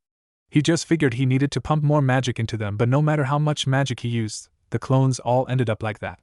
Resigning himself to having to clean the house by himself, Naruto decided it was all Jiraiya's fault for being a useless teacher and made a mental note to complain to him later. As he was cleaning, he got the uncomfortable feeling of being watched. Many of the pictures on the walls seemed to be always looking at him, and he could have sworn that the heads on some of the suits of armor that were decorating the hallways turned to follow him, only to turn back when he looked at them. Spooky old building, Naruto grumbled as he knocked on a door, getting no response, so walking in. It appeared that this was some sort of communal meeting area. Several comfortable couches were scattered throughout the room. The room was a little cluttered, so Naruto got to work tidying up. There was the sound of water running, but Naruto couldn't find the source and decided not to worry about it. As he tidied up, he noticed one of the seats had several cake crumbs on it.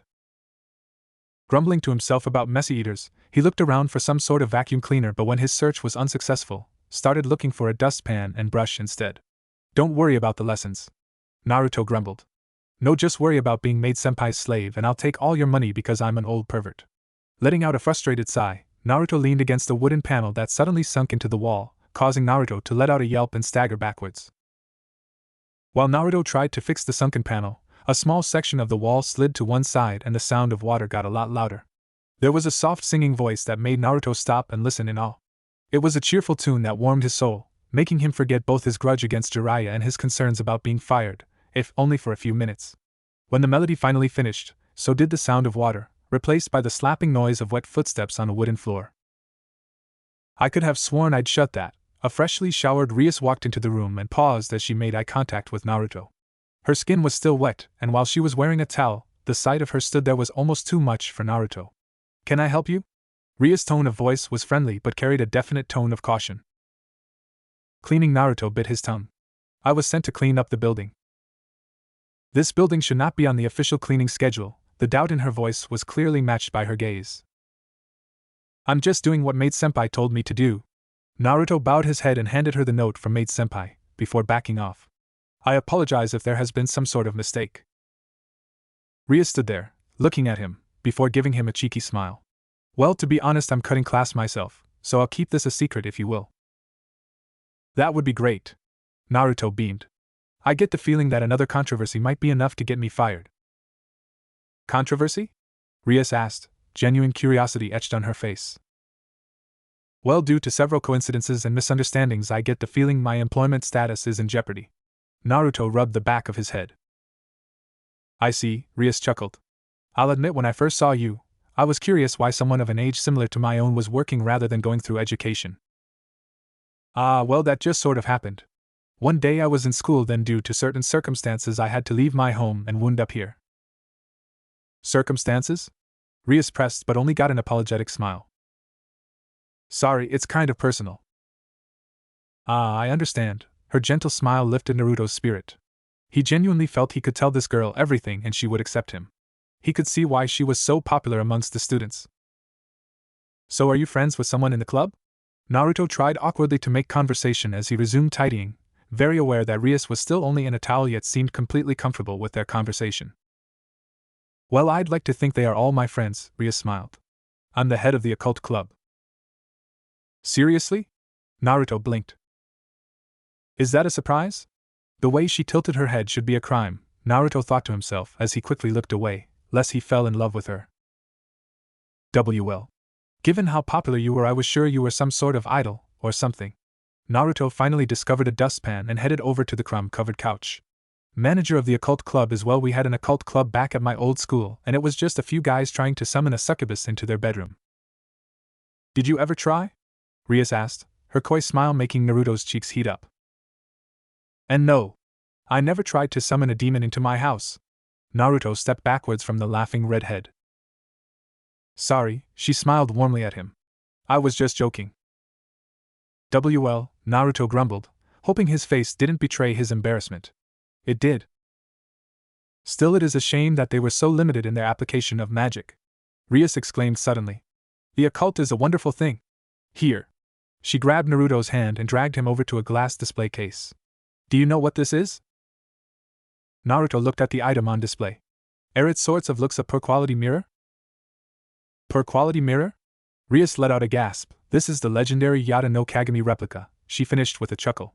But it borrows some of the divinity of the original artifact. It is said that what is reflected in the mirror is the truth. Really? So basically like every other mirror then? Naruto deadpanned. No. Rias pouted slightly, playfully hitting Naruto on the shoulder. Like if a devil looks into it, even if they are disguised they will see their true form. Really? Naruto shook his head. Sure it does.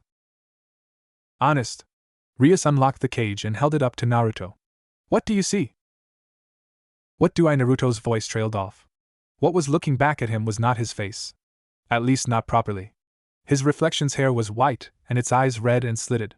6 deep whisker scars ran along its face and it snarled, displaying sharp bestial fangs. Uzumaki-san? Rias lowered the mirror. Are you alright? I don't know, he looked at Rias. I mean, my mom always told me I was handsome, but I'm average at best. Idiot. Rias let out a laugh as Naruto forced a cocky smile onto his face, trying to convince himself it was all a ruse by the bubbly occult leader. Still, I can tell you are passionate about this sort of thing. Naruto resumed cleaning while Rias returned the mirror to its case. Yeah, Rias smiled. It's all thanks to Citri-san as well. She looked at Naruto, but he appeared to not react to the name. In fact, all that happened was he turned to face her with an apologetic smile. Sorry, I don't think I know who that is, he laughed weakly. Sorry, I meant Shitori-san. The president? Naruto paused as he recalled her piercing violet eyes. It's thanks to her that the occult club got this whole building. Rias suddenly jumped up, causing a pleasant bouncing motion that Naruto felt guilty for noticing. Say, do you have an interest in the occult? I could always do with a new member. Naruto made a point of looking around the room. My uncle is kind of big on that stuff, but I don't really know much, to be honest. Until recently I never really thought about it. I mean, I knew a bit about religion from my dad, but that's about it. Oh? Who is your father? Just some old priest, Naruto laughed. Or at least he was until he met my mother. He was forced to choose between his vows of celibacy and the woman he loved. My mom told me he didn't even wait for the head priest to stop speaking before taking off his collar and giving it back to the church. How romantic, Rias beamed as she watched Naruto at work. So you must be well versed on religious scriptures then? Honestly, sermons were always too dry for me. I don't need some all-powerful god looking over me to make me behave in the right way. Naruto shrugged as he walked over to clean the windows, frowning as he saw a familiar figure walking to class, made even more noticeable by the wide ring of pupils keeping their distance from her. Rias stood beside him, following his gaze. Hayata-san. You know Issei-chan? Naruto glanced at Rias, who wore a sad look on her face. I'm surprised someone as popular as you knows who she is. She is always by herself when I see her, well, almost always. Rias turned to Naruto with a mischievous smile. I've noticed she seems to talk to you a lot. What do you talk about? Naruto looked away, this and that. She's interesting. I see, Rias sighed. When I saw her by herself I wanted to ask her if she wanted to join the occult club, but I figured I would give her a chance to make her own choice. I think she would be ecstatic if you asked her, Naruto chuckled. Although she might start saying some weird things. Still, she is a good person. I think you should ask her.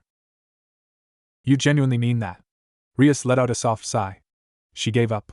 During her questioning, she never got the feeling he was lying, and if he was allied with the fallen angels, she suspected he would have come up with some excuse to stop her getting close to Issei. You are a good person, Uzumaki-san. Well, I try, he laughed. Still, I can't stay here and talk all day, as much as I'd love to. I've got places to clean. Fight on. She followed him to the door. I will, it was a pleasure, Gremory-san. Naruto beamed at her. Just call me Rias. The beautiful woman smiled at him, and as he looked at her, Naruto wondered if this is what it meant to be in love. A beautiful woman, her damp hair and wet skin carrying the scent of whatever shampoo she had used, looking at him with a pure and perfect smile while wearing only a towel. It was a moment that Naruto would have put down as perfect, but reality had other ideas, and before he could open his mouth to confess how he felt, the door he was stood behind opened. Well, maybe opened is the wrong term. Launched open might be more accurate. But regardless of how you described it, the result was one Naruto Uzumaki being struck in the back and forced in the general direction of Rias. She moved to dodge instinctively, but then went to catch him, but her awkward position resulted in his flailing arm grabbing her towel and tearing it off her as he fell to the floor. He tried to spin so he wasn't staring at the naked Rias but got tangled up in the towel, no doubt looking like a pervert wrapped up in the damp material. Honestly, it made him want to cry. How could this possibly get worse? Uzumaki-san. The cold voice of Tsubaki was unmistakable, and Naruto found himself hoping he could suffocate in the towel to spare him the indignity of explaining this. Still, it could be worse. Is the new janitor harassing you, Gremory-san? The dry voice of one Shirtori Sauna hit Naruto's ears and he gave a defeated sigh. So long, janitor's job. At least he had the image of a naked Rias burned deeply into his memory. This is my fault, not Uzumaki-san's. Rias protested his innocence. Please get dressed, Gremory-san. Sauna rubbed her temples, watching as her rival/friend went back into the not-so-secret shower room to get dressed. While she was doing this, Tsubaki assisted Naruto out of the towel he had somehow gotten himself wrapped up in, shooting him a cold, disgusted gaze. It almost made him miss the cute blush she had just before she ran away last time they had spoken. Why are you here, Uzumaki-san? Tsubaki asked as he stood up. I was sent to clean here by maid-senpai. Naruto replied honestly. This building is off limits, Sauna remarked. Remember that next time, please. Why, yes, ma'am. The frosty tone of her words triggered a survival instinct in Naruto, and he saluted her. She raised an eyebrow in response. I am glad that I ran into you, Uzumaki-san. Sauna looked at the blonde, who suddenly felt a sinking feeling in his stomach. Oh no, Naruto paled. An incident was reported to me by the head nurse, Hyuga-sensei. Sauna walked over to the window, deliberately avoiding Naruto's gaze. As she stood there with a small beam of light from the open window striking her figure, he felt like he was gazing on a scene from one of the many expensive-looking paintings that had been on the walls of the building. You received a serious injury from the incident, correct? Out of the corner of his eyes, Naruto noticed Tsubaki visibly flinch. Oh, it wasn't that bad, Naruto laughed weakly. Oh? Sauna's smile was glacial as she turned to face Naruto. Then please tell me what happened? I was cleaning the student council hallway and I slipped down the stairs. Naruto slumped. So, you are incredibly clumsy? Not a trait I would like in a janitor if I'm completely honest. While her facial expressions betrayed nothing, Naruto got the impression the president was enjoying herself too much. Then pray tell, why did my vice president have tears in her eyes shortly after this incident? There were light bruises on her arms almost as if she had been attacked. Tell me, Uzumaki-san, did you attack my vice president? Oh gods, Naruto froze up. And no. I mean she lost her balance, and I tried to help her but… Strange, Sauna tapped her chin. When did she lose her balance? Was this before you fell down the stairs? Why yes. She slipped and when I went to help her, I slipped. Then what happened? We fell down the stairs and I ended up being taken to the infirmary. I feel you are missing out some key details from that story. Maybe Shimura-san would like to fill in the gaps. Wait. Naruto interrupted, hoping he could tell his story before Tsubaki put the final nails into the coffin of his time at Ko. He felt a wave of nausea hit him but shrugged it off. While I was falling I may have grabbed a hold of Shinra-san. I see. Sauna said no more, merely looking at Naruto with either rage or disgust. In fact, she was looking at him completely apathetically, which somehow made her appear even more angry to Naruto. Anything else? And when we got to the bottom of the stairs, Shinra-san fell over, and between her falling over and the fall down the stairs, she found her clothes in a state of disrepair. Naruto lowered his head. I saw something I probably shouldn't have. I accept I did something wrong and will face the punishment. He bowed sharply, standing with his upper body parallel to the floor and his eyes squeezed shut. Anything you wish to challenge, Shinra-san? Sauna turned to her vice president, who nodded solemnly, a faint dusting of red on her face, not that Naruto could see that. I wish to report that Uzumaki-san is deliberately lying to protect my dignity, Tsubaki stated. It was my clumsiness that resulted in the fall, and if not for his intervention, I could have received serious harm. What? Naruto looked up in shock. As I said, Tsubaki looked away from him. I feel no blame lies with Uzumaki-san for the incident. In fact, if anyone should be blamed, it should be me for fleeing when he required medical assistance. It should have been obvious to me when he was laid perfectly still, looking at me dazed. I see, then perhaps you should be punished? Sauna remarked. Wait. Naruto shook his head. Don't punish her. I wasn't hurt as bad as you seem to think. Then why were you staring at me in a dazed fashion then? Tsubaki asked. Are you serious? Naruto looked at her. Because there was a beautiful girl in front of me that was revealing more than she probably would have liked. Tsubaki blinked a few times as if what was said failed to register with her. Then a deep red seemed to rise from her chin until her face was practically glowing. WWWW what? The usually calm and collected Tsubaki let out a surprised squawk before hiding her face behind a clipboard, mumbling to herself. I can't say I approve of a member of staff flirting with a student, Sauna remarked dryly. But that seems to be everything resolved. Sauna nodded. You mean us no harm, correct? Of course not. Naruto felt a bit dizzy for a moment before the same shooting pain he had felt from the infirmary flared up again, dispelling the sensation. Actually, there is one issue that I believe needs addressing. Tsubaki, now recovered from her earlier embarrassment, cleared her throat. Yes? Naruto smiled at her, but the girl refused to meet his gaze. You did just strip Gremory-san. That is a very serious matter. Tsubaki made a note on her clipboard, one that we have no choice but to have you fired for. Ah, Naruto slumped and laughed robotically. It's all over. I was joking. Tsubaki pushed her glasses up and walked away with a smile. A joke?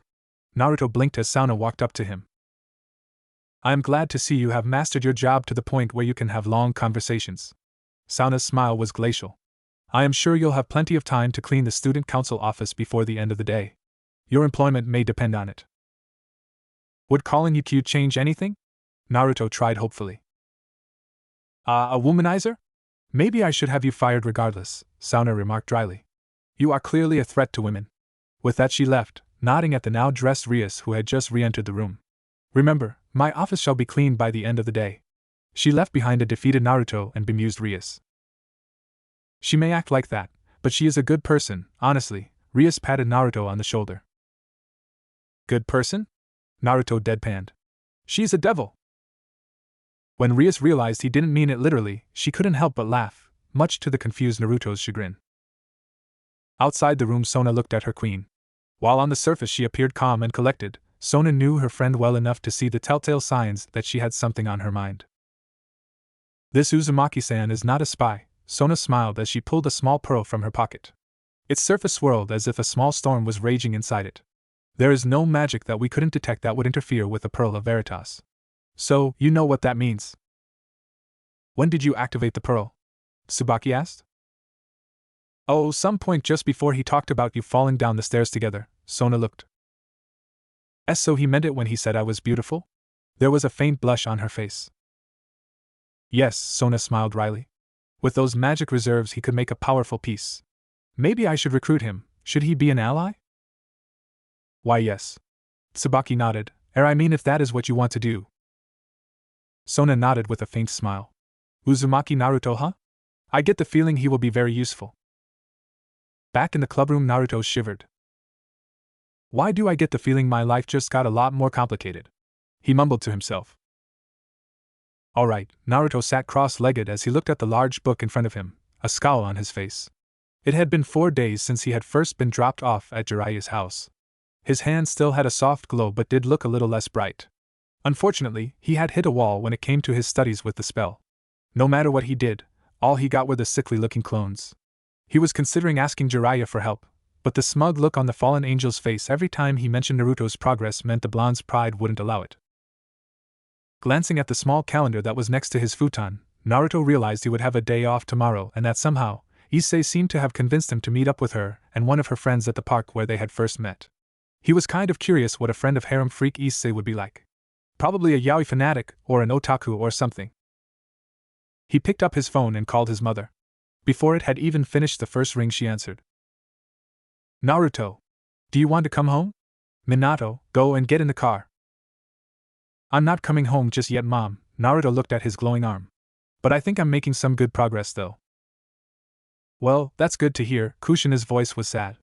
Is that old pervert looking after you? Yeah, he's keeping me fed and everything. And this school he's got you in, are you learning much? It's fine, Mom. The school is really posh, and I am learning a lot. Technically true if not for the fact those two statements are unrelated.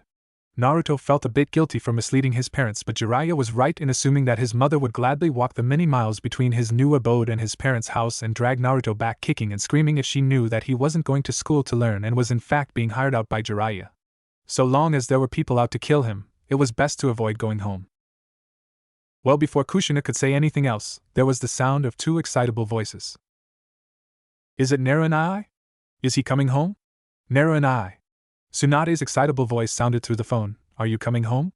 If you don't, I'll hide all your socks and steal all your dirty mags. I apologize for the idiot, a more refined voice responded. Beloved Oniai-sama. I understand that you must be parted from us for the moment, but know my heart longs for our reunion, and I remain forever faithful to you. Why, I already replaced the faces of all the girls in your magazines with my own to make them more suitable for your tastes, and shall ensure its delivery to you soon. Oh, and another thing about this boorish individual. She received a confession from a boy in our school today. You cold shrew. I turned him down, Naru and I. After all, I'm going to marry you. Girls, Naruto let out a soft sigh. I'm your brother. Aren't you a little old to still be saying such things? You are nearly 15 now. What does that have to do with anything? Tsunade sounded sulky. I am going to marry you. I'll just beat up anyone who tries to stop us. Even that Issei tramp. An uncivilized response as expected, Mito sighed. While I plan to become prime minister and change the laws, it will take some time, so wait for me, my sweet Oniai-sama. This Issei may seem like a good decision now, but I assure you I am more than worth the wait. Mom, can you help me out here? If I could change their minds I would have by now. Kushina's voice was as exasperated as Naruto's. But let's talk about these dirty mags. Is that Issei responsible? With a weak chuckle, he tried to explain that there were no such mags, at least not in his old bedroom, and that Issei was a friend and nothing more before the conversation turned to mundane everyday matters, and after talking to his family for a while longer, he wished them good night and hung up after promising to ring them again tomorrow. While he appreciated the fact they cared, it was a bit oppressive at times. Maybe this would all turn out for the best. He chuckled as he imagined how his sisters would react to meeting Issei before putting his mobile on charge and heading downstairs, where Jiraiya was watching something on TV. Closer inspection revealed it to be a female gymnastics event. Oh, finally given up, boy? Jiraiya smirked. Do you want to know the secret to that book? I'm making good progress, Naruto replied defensively. I'll have that skill mastered before you know it. He paused before looking at Jiraiya. You knew my birth parents, right? Could you tell me anything about them? Your father was something of an idiot savant, I suppose. He was one of heaven's brightest generals, and few save a seraph could defeat him in battle. Then you talked to him, and couldn't help wondering if he took one too many blows to the head. There was a distant and fond smile on his face. He was one of the generals who thought up a great strategy to help stall the Nephilim. He fought for 10 years with barely a moment's rest but never faltered. Then he had a complete brain fart and fell in love with the heartless monster that was your birth mother. I told him it was stupid and that she was only using him, but he didn't care. I don't really know much about your mother. I think she is still alive, but that would change should I ever learn of her location. You said there were 3 children, right? Naruto tried to change the subject. Does that mean I have blood siblings? Oh, them, yeah? Jiraiya nodded. Although they think you're dead if they even knew you ever existed. I know your angel sister was entrusted to Gabriel, so she is probably healthy and happy. Your other sister, though, there was a dismissive shrug. One day I'll find them, Naruto nodded, after I've proved I'm not a threat, and then I'd like to introduce them to my little sisters. Maybe having an older female role model will help them become more reasonable. Isn't your mother a reasonable role model? I'm 90% sure her over-the-top mothering is the reason they ended up perfectly happy to make exaggerated displays of affection towards me in the first place. Naruto chuckled. Jiraiya merely snorted in amusement. I can see that. He nodded. Well, how about a bit of a lesson since you are clearly making such good progress that you have time to waste chatting to me? About what? Naruto sat down in a comfortable chair, accepting the cup of tea that Jiraiya passed him. The state of magic in the world. Jiraiya nodded sagely. For example, you recently discovered angels, fallen angels and devils were magic-using species, but did you know that humans can use it as well, although their sources vary? So even my little sisters could potentially cast spells as well? Well, you need an aptitude in most cases. The two most common styles are the religious teachings headed by Rome. These mages tend to be called exorcists, and usually rely on artifacts, or an angel's blessings to use magic. The stronger the faith of the individual, the more powerful the magic. Then there are cultists or warlocks who are the same except they use magic gifted through a pact with the devil. In this case, it is the individual's desire that fuels their magic, be that sexual desire or just a desire to raise through the ranks or to understand more about the world. Often a single devil will grant powers to a single servant who then forms a cult to gather more individuals the devil might be able to use. So basically, a magic-using species has to grant the ability to a human? Naruto stifled a yawn. There is the Mages Association, based in London, who instead rely on understanding magic and using tools to cast spells without angelic or demonic assistance, but the effort to reward ratio is considerably less for these mages. First, they need an innate skill at magic and a great intellect to understand how to interact with magic and influence it. Jiraiya yawned. While intelligence is harder to influence, the innate ability to control magic can be passed on through genetics, so there are a lot of old families who dominate the Mages Association. You probably won't have much to do with them this far from Europe though. I see, Naruto frowned. So there was literally no reason for you to tell me about them. Not really, I was just bored and liked sounding intelligent. Jiraiya admitted unashamedly. He chuckled as Naruto stormed off to his room. Enjoy your studying. Remember, every useless fact I teach you forces some more useful knowledge out of your head. I'll be sure to let you know what little I know about reincarnation next time. Bite me, old man. Naruto retorted angrily as he made his way back to his room. He sometimes wondered if Jiraiya was trying to teach him anything or just annoying him to pass the time.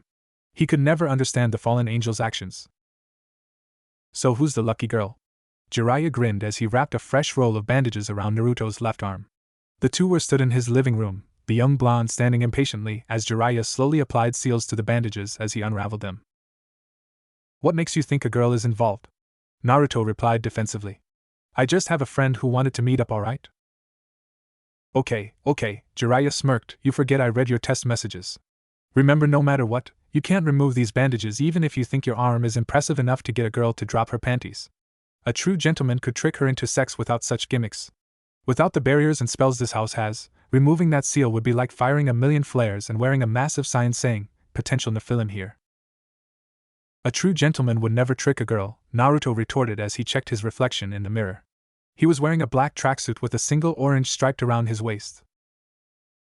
They'd probably put more effort into their appearance than you as well, Jiraiya sighed dramatically.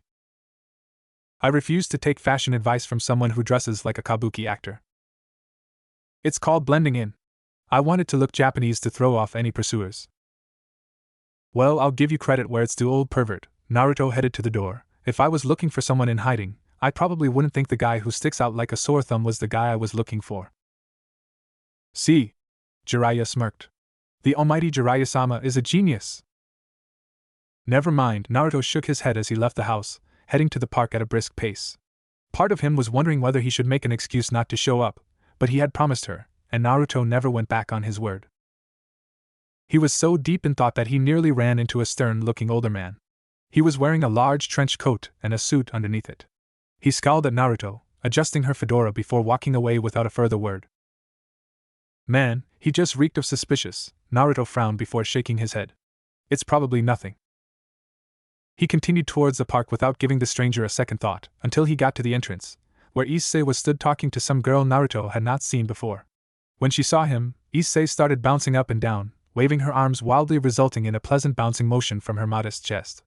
Clearly her friend caught his less than pure gaze as there was a look of horror and shock before she quickly schooled her features into a more neutral expression. It was a shame, as Naruto had to admit she was quite a cute girl. She had long, brown hair and a beautiful smile and was wearing a cute shirt and dress. Naruto-kun! You made it, Issei beamed.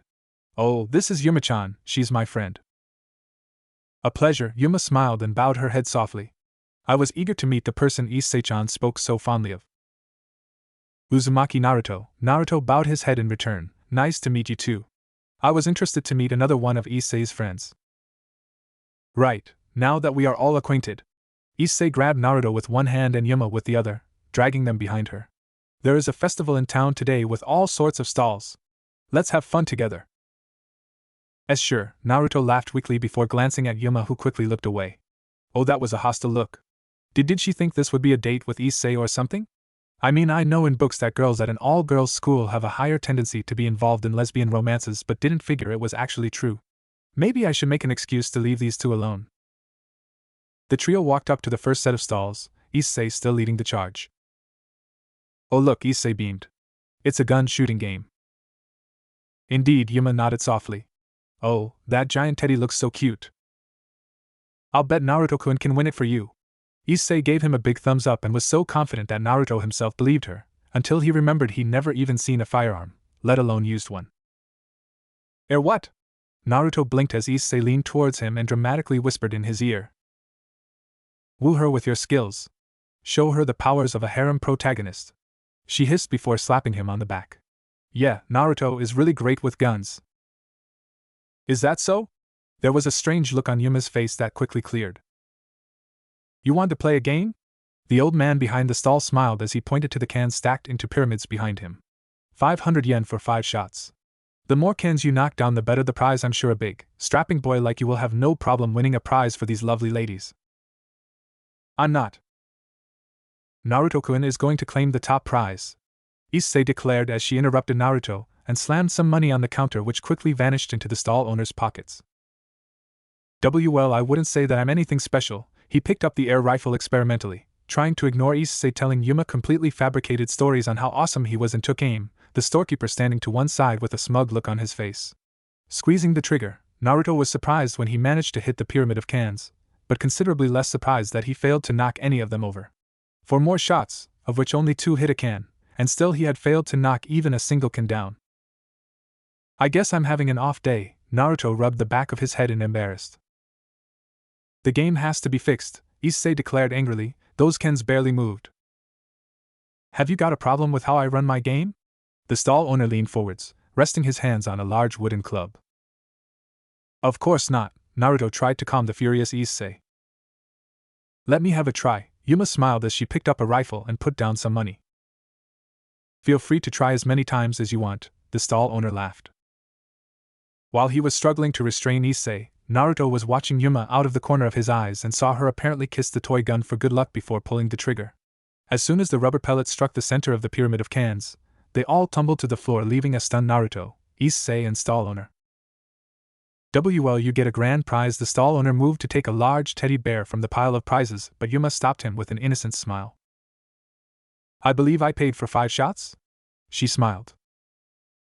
4 minutes later, Naruto and Issei were carrying 2 giant teddy bears each, whilst Yuma walked along with only one, leaving behind an openly weeping stall owner.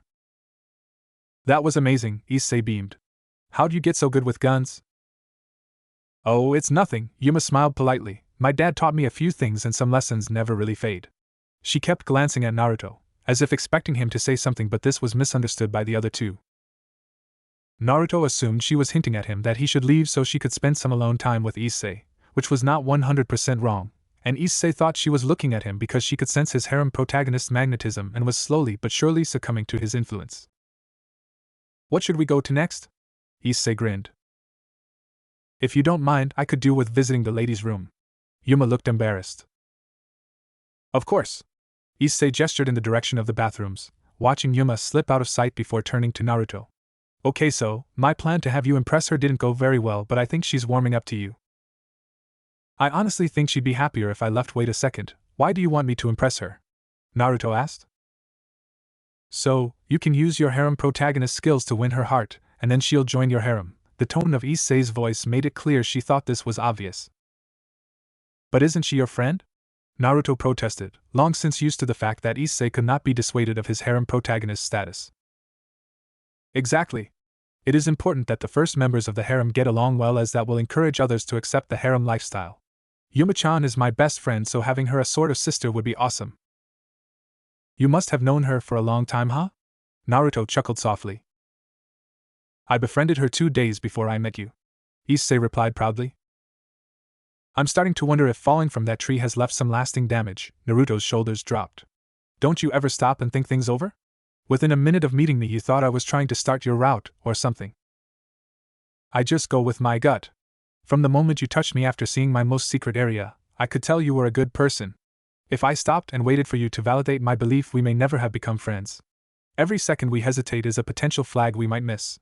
You can't afford to let a single opportunity slip away. You say that as if you are in danger of dying soon. Naruto sighed.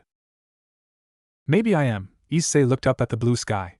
Some people just die for no reason. Old people, people like us babies barely a minute old. Issei-chan? Ah, sorry, this is supposed to be a potential harem member recruitment. I didn't mean to bring down the mood. Issei returned to her bubbly self instantly.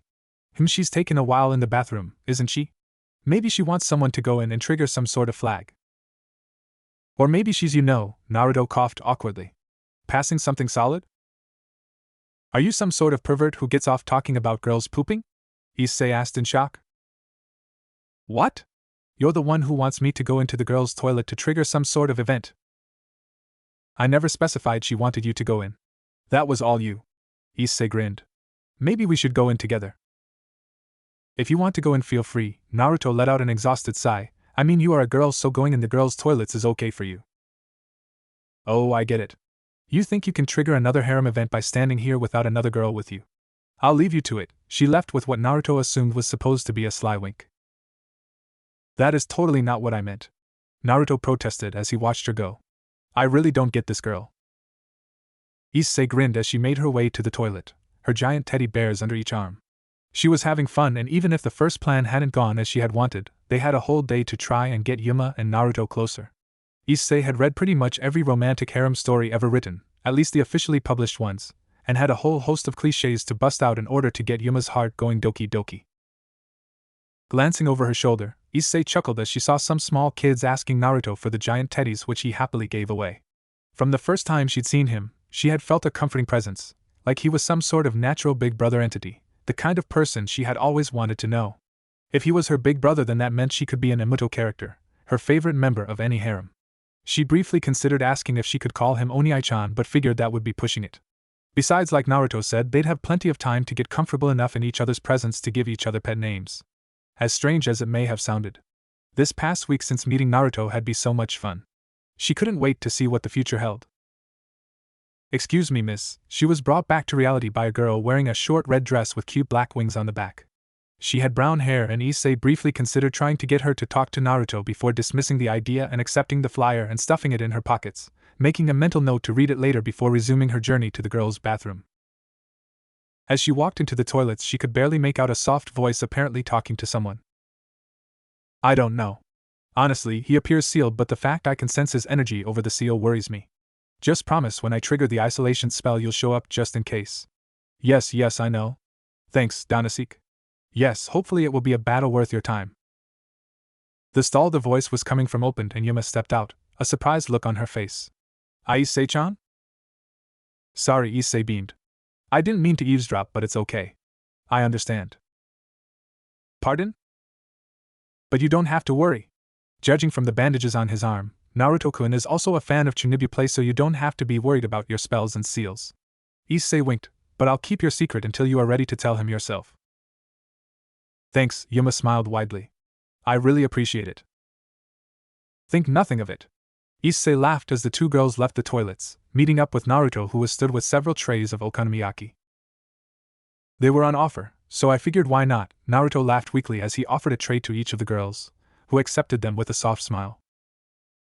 It was several hours later, and the sun was starting its descent when the trio finally stopped for a rest. They approached a large fountain and made themselves comfortable on a bench. Naruto was sat on the left, and Yuma on the right, with an ecstatic Issei between them, happily eating some skewered dango. There was no one else in sight, which confused Naruto slightly, given as he expected this to be a hot date spot. He realized this mentally meant he thought he was on a date with Issei and Yuma, and quickly tried to shake the thought from his head. This was fun, Issei suddenly declared as the three youths watched the fountain. We should totally do this again. I actually had a lot of fun, Naruto smiled.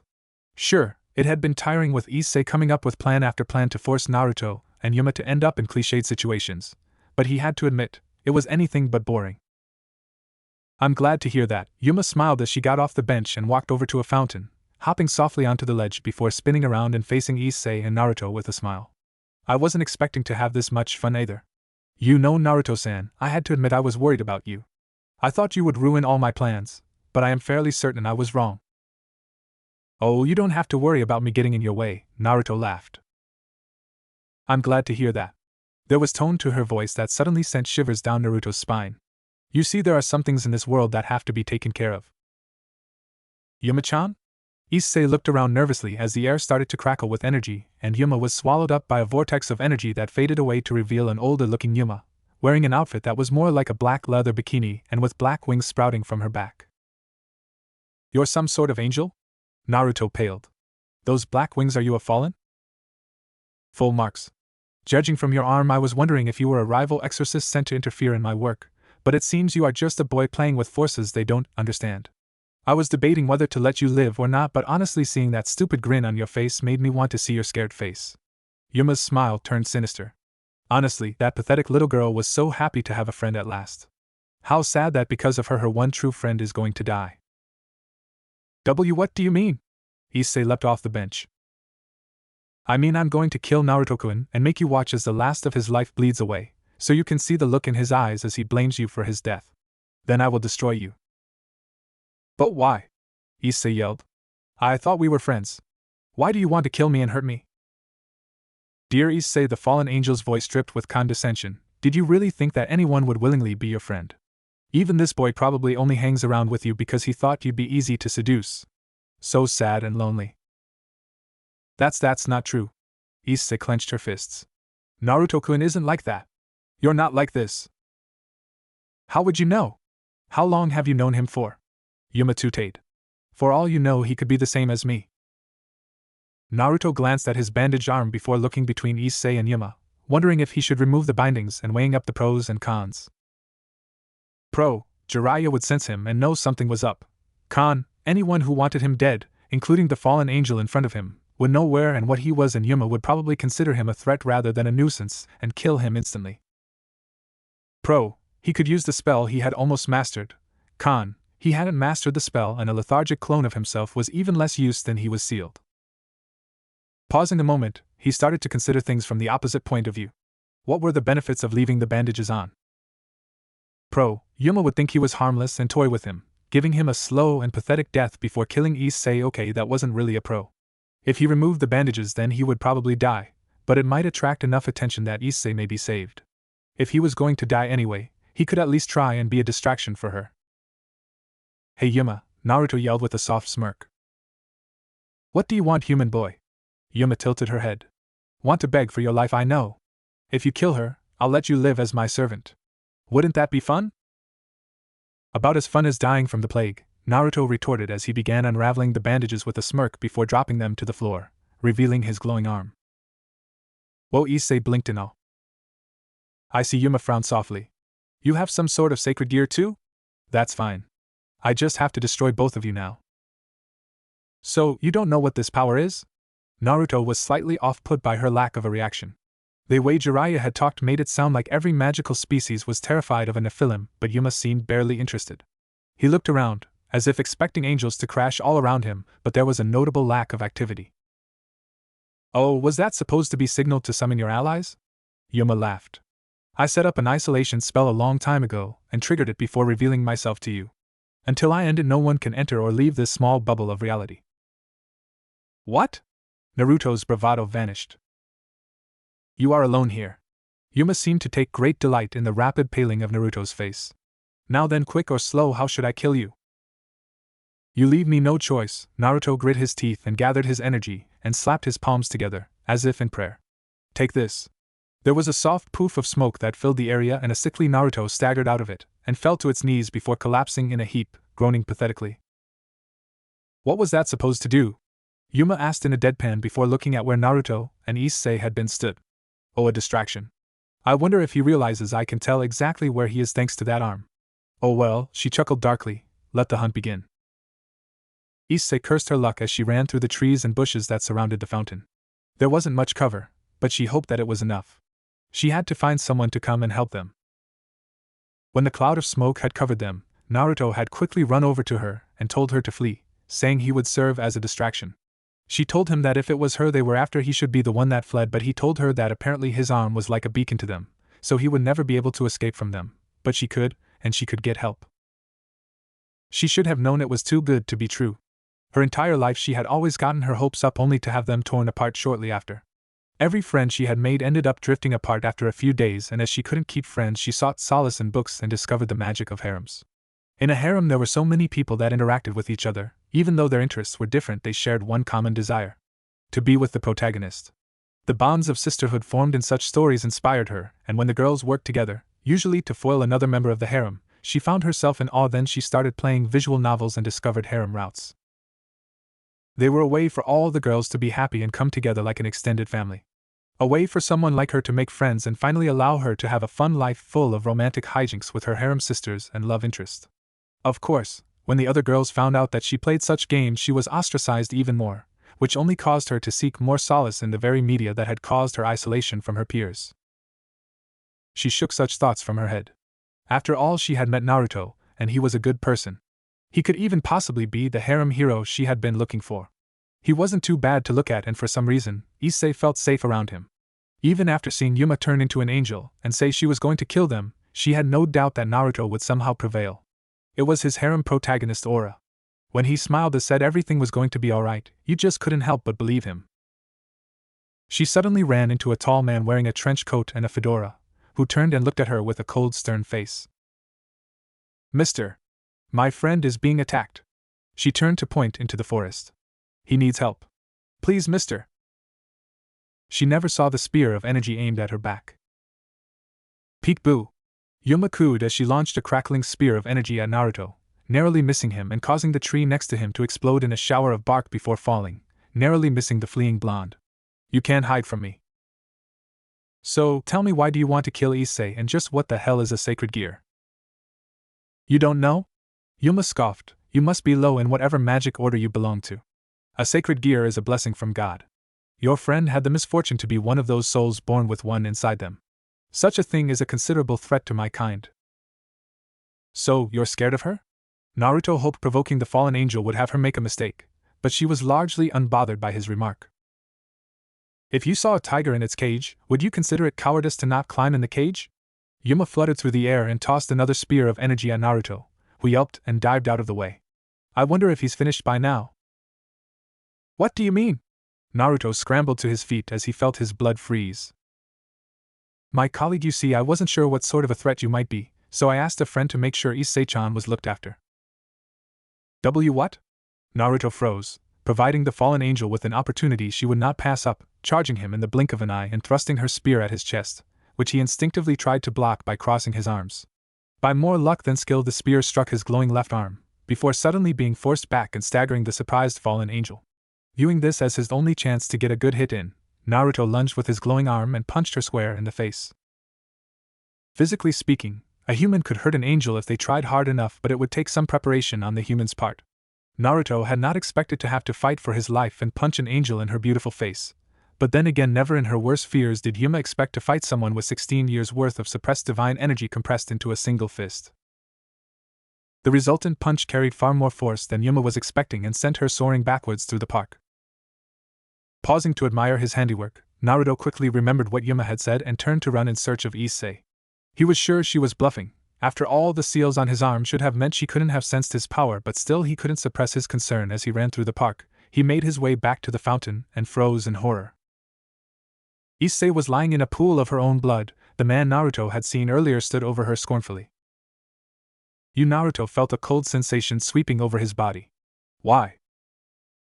"She wasn't worth the effort. Maybe you will be more interesting." The man scowled at Naruto before thrusting the crackling shaft of energy at him, Naruto parrying it with his arm, earning a grunt of respect from the larger man.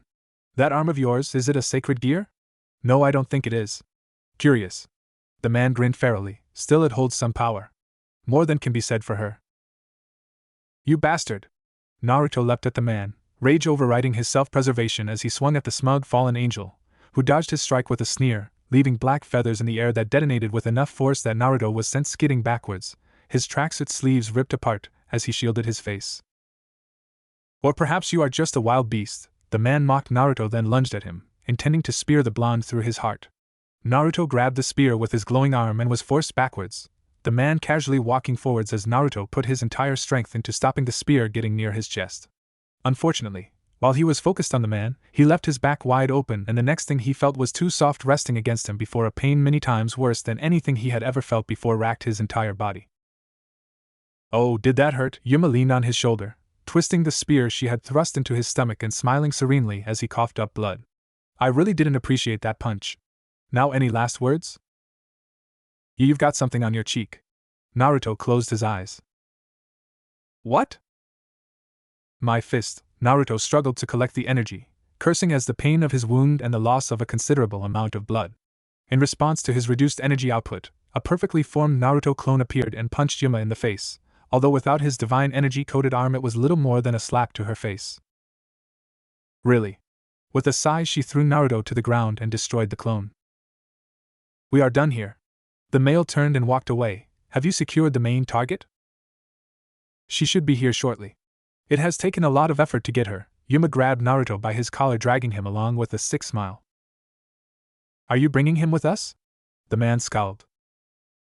I'm curious about just who he is. She chuckled darkly. And I intend to make him tell me if he survives long enough for her to heal his wounds. So long as it doesn't interfere with the plan. The man remarked darkly as the three suddenly vanished. What happened? Issei suddenly shot up and looked around wildly. She was in an unfamiliar room. Did I die? You nearly did, a kind voice informed her, and the owner of that voice, one Rias Gremory, stepped into her view. There was a look of concern on her face. How do you feel? Gremory-senpai? It's okay, you can call me Rias. You are in the occult room's club room. Oh, I couldn't possibly, she suddenly froze. Naruto. Where is Naruto? Naruto? Rias looked confused. Uzumaki Naruto. The new janitor. Issei bit her lip nervously. Was he the one who attacked you? Rias' eyes narrowed. What? No. Issei shook her head. It was a strange old guy in a suit, and Yuma-chan, she said she was a fallen angel. Yuma? Rias looked at someone behind Issei. That name doesn't ring any bells, the voice of Akino responded to Rias' unasked question. It is probably a fake name anyway. She was on the phone to someone called Donasek. I thought it was some sort of LARPING thing, but she was planning to kill me and Naruto. He was just caught up in it. She lowered her head, fighting back tears. That name was on the list of potential problems we received. Akino stepped into view, but when we arrived there was only you there. Himejima-senpai? Issei squeaked. Are the two idols? What, that's not important. She tried to stand up but was forced back down by Akino. You need to recover and there are things we need to tell you, Rias started to explain. But what about Naruto? Issei asked. It is possible he was working with the fallen angels, Akino started. No. He wouldn't. Issei looked at the floor. He tried to buy me time to escape. I will put out some feelers to see if we can find him, Rias assured Issei, seeming to calm her down. Now just relax for a few moments. I need to talk to someone, but then I'll be back, and I will explain everything. Alright, Issei nodded as the two beauties stepped out of the room, where the school president was waiting, anxiously tapping her foot with a distant expression that suddenly sharpened as Rias and Akino approached her. Well, Sona Citri crossed her arms. Who were the culprits? This attack had happened too close to her school, and it had been a blow to her pride. She intended to have those responsible pay their debt in blood. Her peerage was already out looking for any clues but had found little save the blood stains and destroyed trees. Apparently she was attacked by fallen angels. Rias shook her head softly. I see, Sona frowned. I've had my peerage go over every inch of that park. I don't know how they managed to set up such a complicated barrier that prevented their detection, but I fear this was no one-off attack. Apparently the new janitor was there as well, Akino added. Uzumaki-san? Sona frowned. You don't think he was helping the fallen angels? Issei-chan is adamant that is not the case. I'll look into it. If he truly is with them, Issei's death is my fault for not taking action from the beginning. Sona nodded at Rias. My peerage shall look into this, focus on preparing Issei-chan for the ratings game. Thanks, Sona. Rias gave her friend/rival a warm smile. Thank me by not losing, Sona replied calmly before walking away without a further word. I suppose it's time to teach her about her new race. Akino smiled as they walked into the room only to find an ecstatic Issei with a content Kaneko in her lap. She seems happy enough. Ugh, Naruto blinked stupidly as he woke up. He felt surprisingly good considering he had been run through with a spear of pure energy. Despite himself, he couldn't help but recall the feeling of Yuma's against his back, before quickly dispelling the image and taking in his surroundings. He appeared to be in some sort of basement, laying on a cold church bench. Looking around, he saw many defaced statues and altars and concluded wherever he was, it was owned by someone who didn't like God. He raised his left arm to wipe his brow and noticed that fresh bandages had been applied, although the seals looked different this time. He checked himself for damage and found that despite his outfit bearing a bloody hole where he had been stabbed and the sleeves being burned away where he had blocked the enemy attacks, he was perfectly healthy, bar an occasional shooting pain. He let out a heartfelt groan as he struggled to his feet and looked around, seeing a young-looking nun kneeling before a small statue of some female saint or something, one of the few to avoid the wanton destruction that had targeted the other holy symbols. She turned as she heard him move, quickly running over to him with a look of concern. She was a young blonde girl, her face radiating innocence, purity and a concern that instantly put her in the same must-protect category of people as by his little sisters. Mr. Half-Angel, you need to rest. She helped him sit back down. My twilight healing has limited effectiveness on you for some reason. Twilight healing? Naruto blinked. My sacred gear. The nun clasped her hands together and looked to the roof of the attic, the gift from him upon high. Are you okay? Fine, thanks. Naruto forced a smile, ignoring the stabbing pains that periodically shot through his body. My name is Uzumaki Naruto. Wait, did you call me a half-angel? I am Asia Argento, she bowed her head. Ah, I mean Argento Asia, my given name is Asia. You are not half-angel? I'm not sure, Naruto laughed weakly. What do you see when you look at me? It is hard to put into words, Asia smiled weakly, but I don't think Uzumaki-san is a bad person. You feel like the angels who graciously looked after me after my grave sin.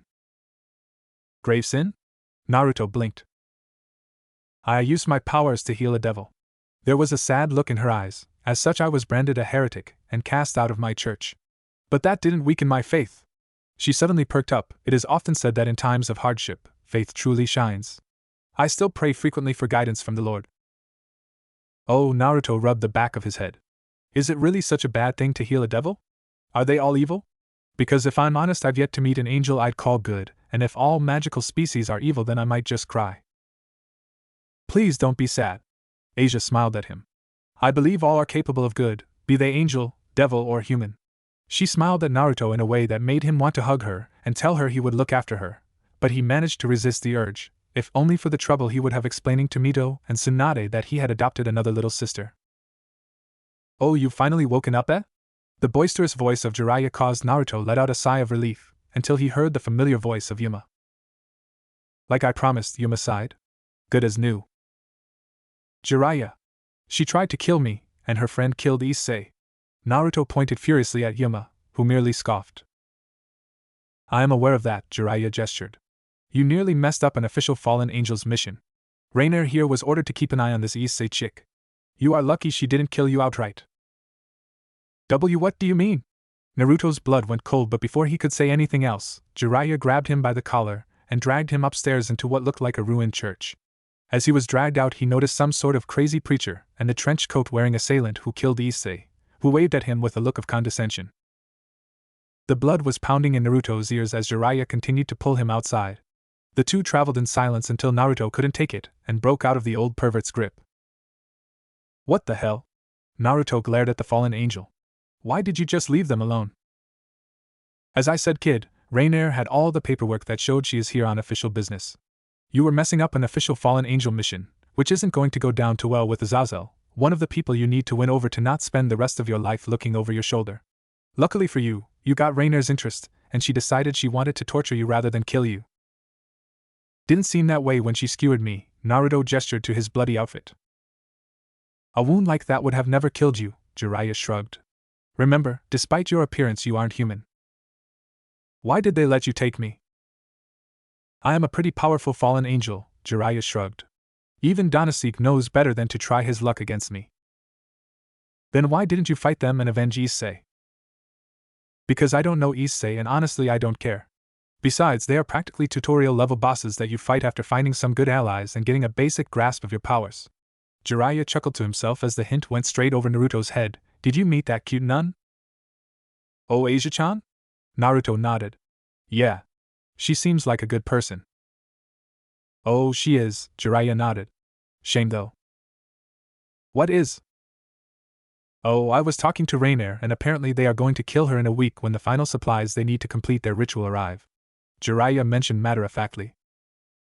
Then you have to go and save her. Naruto grabbed Jiraiya by the labels of his jacket. We can't get involved if you want to win over Azazel, Jiraiya reminded. Besides that, sounds like too much effort. Then I'll do it then. Naruto started back towards the church before being grabbed by Jiraiya. Listen kid, people die all the time. She has a week to make peace with that fact.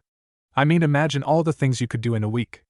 I mean, you could write a short story, compile a photo album, have some pretty exciting sexual encounters, heck, you might even be able to learn some powerful magic, or maybe make some powerful allies to help you with your goal.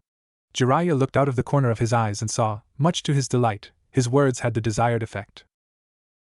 Yeah, Naruto looked at the church and clenched his fist. A lot can happen in a week. He turned to leave, the fire in his soul ignited. This isn't over, Yuma, he growled under his breath as he looked at his bandaged arm. Not by a long shot. As if in response to his raging soul, a spark of red flickered around his right arm. There was a gentle breeze that ran through the meadow, creating a subtle wave as the grass bobbed and swayed as if waving to the sole observer who sat beneath the wide branches of an old oak tree. Naruto Uzumaki let out a soft sigh as he watched the dancing grass. There was something so inherently relaxing about the place, as if all his fears and concerns were little more than minor nuisances that, for the moment at least, could be completely disregarded. In this blissful state of mind, he turned his attention to the large oak that was serving as a backrest for him. After getting a good look at the towering plant, Naruto was no longer sure it was an oak. In fact, it looked like no tree he had ever seen before, and he got the feeling that you wouldn't find this tree anywhere in the world, not that he would claim to be an expert on it, it was just the feeling he got staring at it. While looking up at the branches, he noticed that there was an absence of any flowers or fruits, save a strange, golden apple that hung just out of reach. Part of him felt that it was wrong to pluck the last fruit from the tree, but at the same time a deep desire started to swell within him. He needed to taste that apple. Before he could act on this strange, invasive impulse, there was a sensation of movement, and Naruto span around to see the other resident of this strange area. Welcome back, cursed child. Again, Naruto couldn't see the figure's face to read their lips, nor could he hear a voice. It was as if the words were put directly into Naruto's head without bothering to pass through the air between the two figures. Who are you? Naruto asked. And where am I? Who am I? In time I hope to be called a friend of yours, cursed child. The figure looked off into the distance, almost looking like a fisherman's wife staring out to sea, awaiting her beloved's return. Where are we? I feel like this place is familiar to me. You are full of questions, child. There was an odd sensation that Naruto assumed was a chuckle. If I were to give a name to this place, it would be home. The faceless figure bent down and plucked a small flower with beautiful white petals, tipped with blue. Home? Naruto crouched down next to the figure, who offered the flower to him. When the evils of the world get you down, home is a safe place where you can shut out the outside world, if only temporarily. The figure stroked his hair, causing Naruto to feel sleepy as he held the strange flower in his hands. I can't sleep, I need to save Asia and avenge Issei, he mumbled, his lids feeling incredibly heavy. The tapestry of fate decrees that Asia Argento shall die in 6 days' time, but your soul is weary and needs to rest. Settle down for an hour or more. I will watch over you. The what? Naruto mumbled in response as he felt the warmth surround him and melt away his inhibitions. All he wanted to do was nap. Sleep, my precious little cursed child. The time for fighting will come, but for now conserve your energy and make friends. Make many friends. The figure hummed a gentle song that sounded familiar to Naruto, but the blonde couldn't place it. He opened his mouth to ask about it, but before the words left his lips, his entire body felt like it'd been submerged in ice, and it forced the air from his lungs as he was forcibly woken up. What the actual hell? Naruto shot upright and looked around furiously until his eyes settled on a smug-looking Jiraiya holding a suspiciously empty and wet bucket. Good morning. Jiraiya laughed as he dodged Naruto's clumsy pillow throw. You've been sleeping for too long. You're going to be late for work if you aren't quick. Work? Naruto glanced down at his soaked body in bed. I don't have time for work, I need to get stronger. so I can save Asia. The continent? The perverted fallen angel smirked at Naruto's deadpan look. Listen, I get that you want to save that girl, but you've got to remember your main objective of winning over the leaders of the 3 factions. Look, if you get yourself killed, I'm the one who'll have to explain to your dad, mom, and sisters why you won't be able to spend time with them anymore. Do you want that? To make your family cry? Of course not. Then use your damn brain. Jiraiya tossed the buck at Naruto, who caught it. Now get dressed, go to your job, and try and gather intelligence. If there's a large devil presence like I originally suspected, then maybe they can help you out. Fine, Naruto grumbled as he rolled out of his sodden bed and reached for a towel that was tossed over a chair, while Jiraiya went downstairs to make breakfast.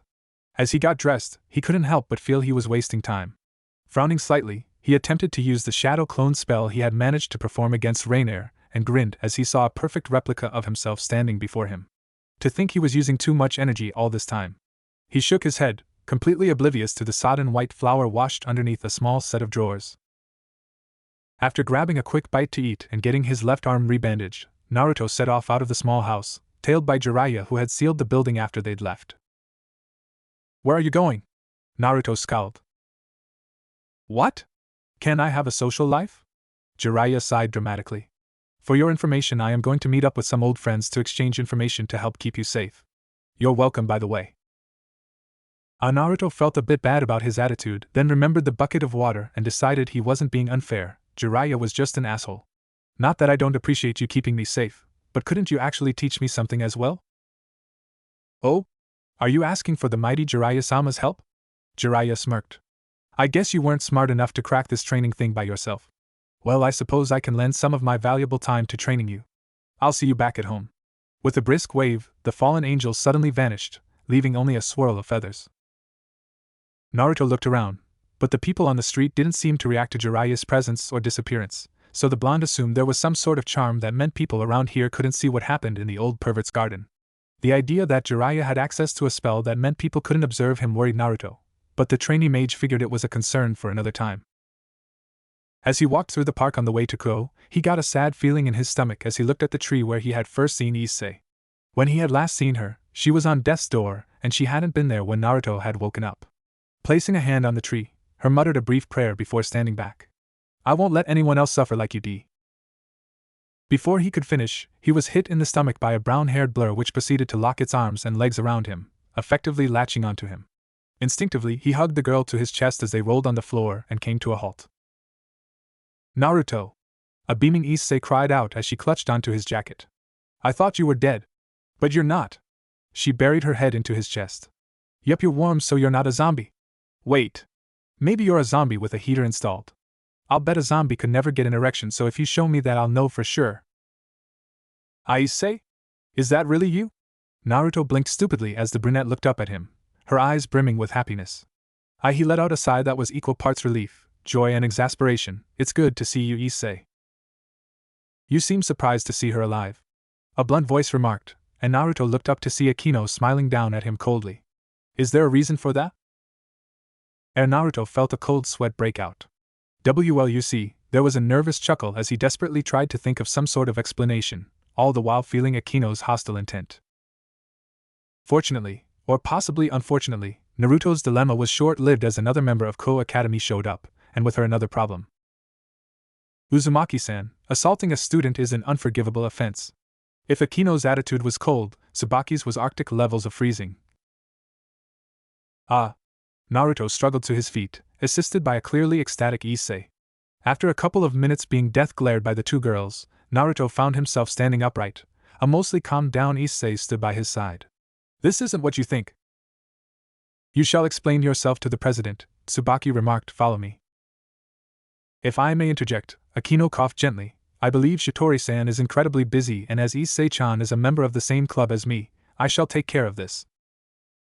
I believe Shitori-san already gave Gremory-san her word that she would deal with this matter.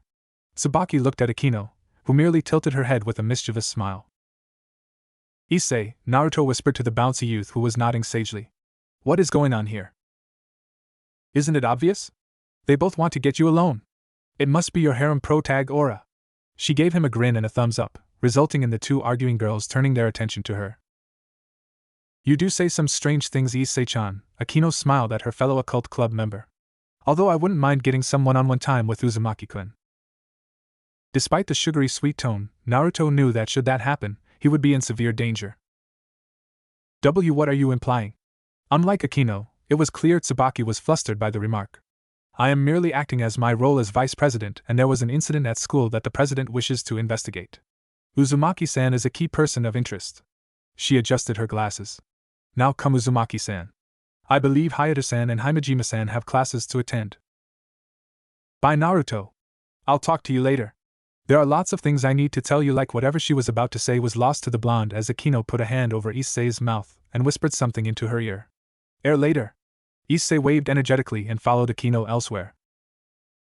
As he watched them go, Naruto got a sinking feeling. He was sure that Issei should have died from her wounds unless she was also saved by the fallen angels. On top of that, Akino was giving him similar vibes to Rainier. If he was right, Issei could also be in danger much like Asia was, and he had to do something to help her out. But first he had to survive his meeting with the demon school president. Jiraiya groaned as he leaned back on the wooden bench, a soft smile gracing his features as he looked at his surroundings. He was currently sat in the large park, barely meters away from the fountain where Naruto and Issei had discovered Rainier's identity. It was hard to tell a tragic scene had played out less than 12 hours ago, with people happily walking around and chatting. It appeared that Rainier and her accomplices had erected a small distortion, somewhat like the reality marble concept that some mages referred to. The moment the trap was sprung, there was no way for Naruto or Issei to escape, at least not with their limited strength and knowledge of the magic arts. They were in a small area of space cut off from reality, with Rainier or her acquaintance in charge of who could get in or out. Even with his seal removed, Naruto's aura was completely cut off from the real world and thus undetectable unless someone was using a specific way of monitoring that scanned outside the real world. Jiraiya made a mental note to improve his own detection system, seeing as he didn't realize Naruto was in trouble until after Rainier had defeated him. The fallen angel winced a little as he considered the outcome of his initial investigation. It was clear from the equipment they had been supplied that someone high up in the chain of command had been involved in the plan to kill the sacred gear holder Issei. It was also clear that it wasn't Azazel himself. The document providing them with details was a forgery, a good one to be sure, but Jiraiya's bread and butter were intelligence work. If the document could fool him, it probably deserved to not get caught. He knew the brat would no doubt get involved to save the girl, even if it put his own life in more danger. He was like his father in that respect.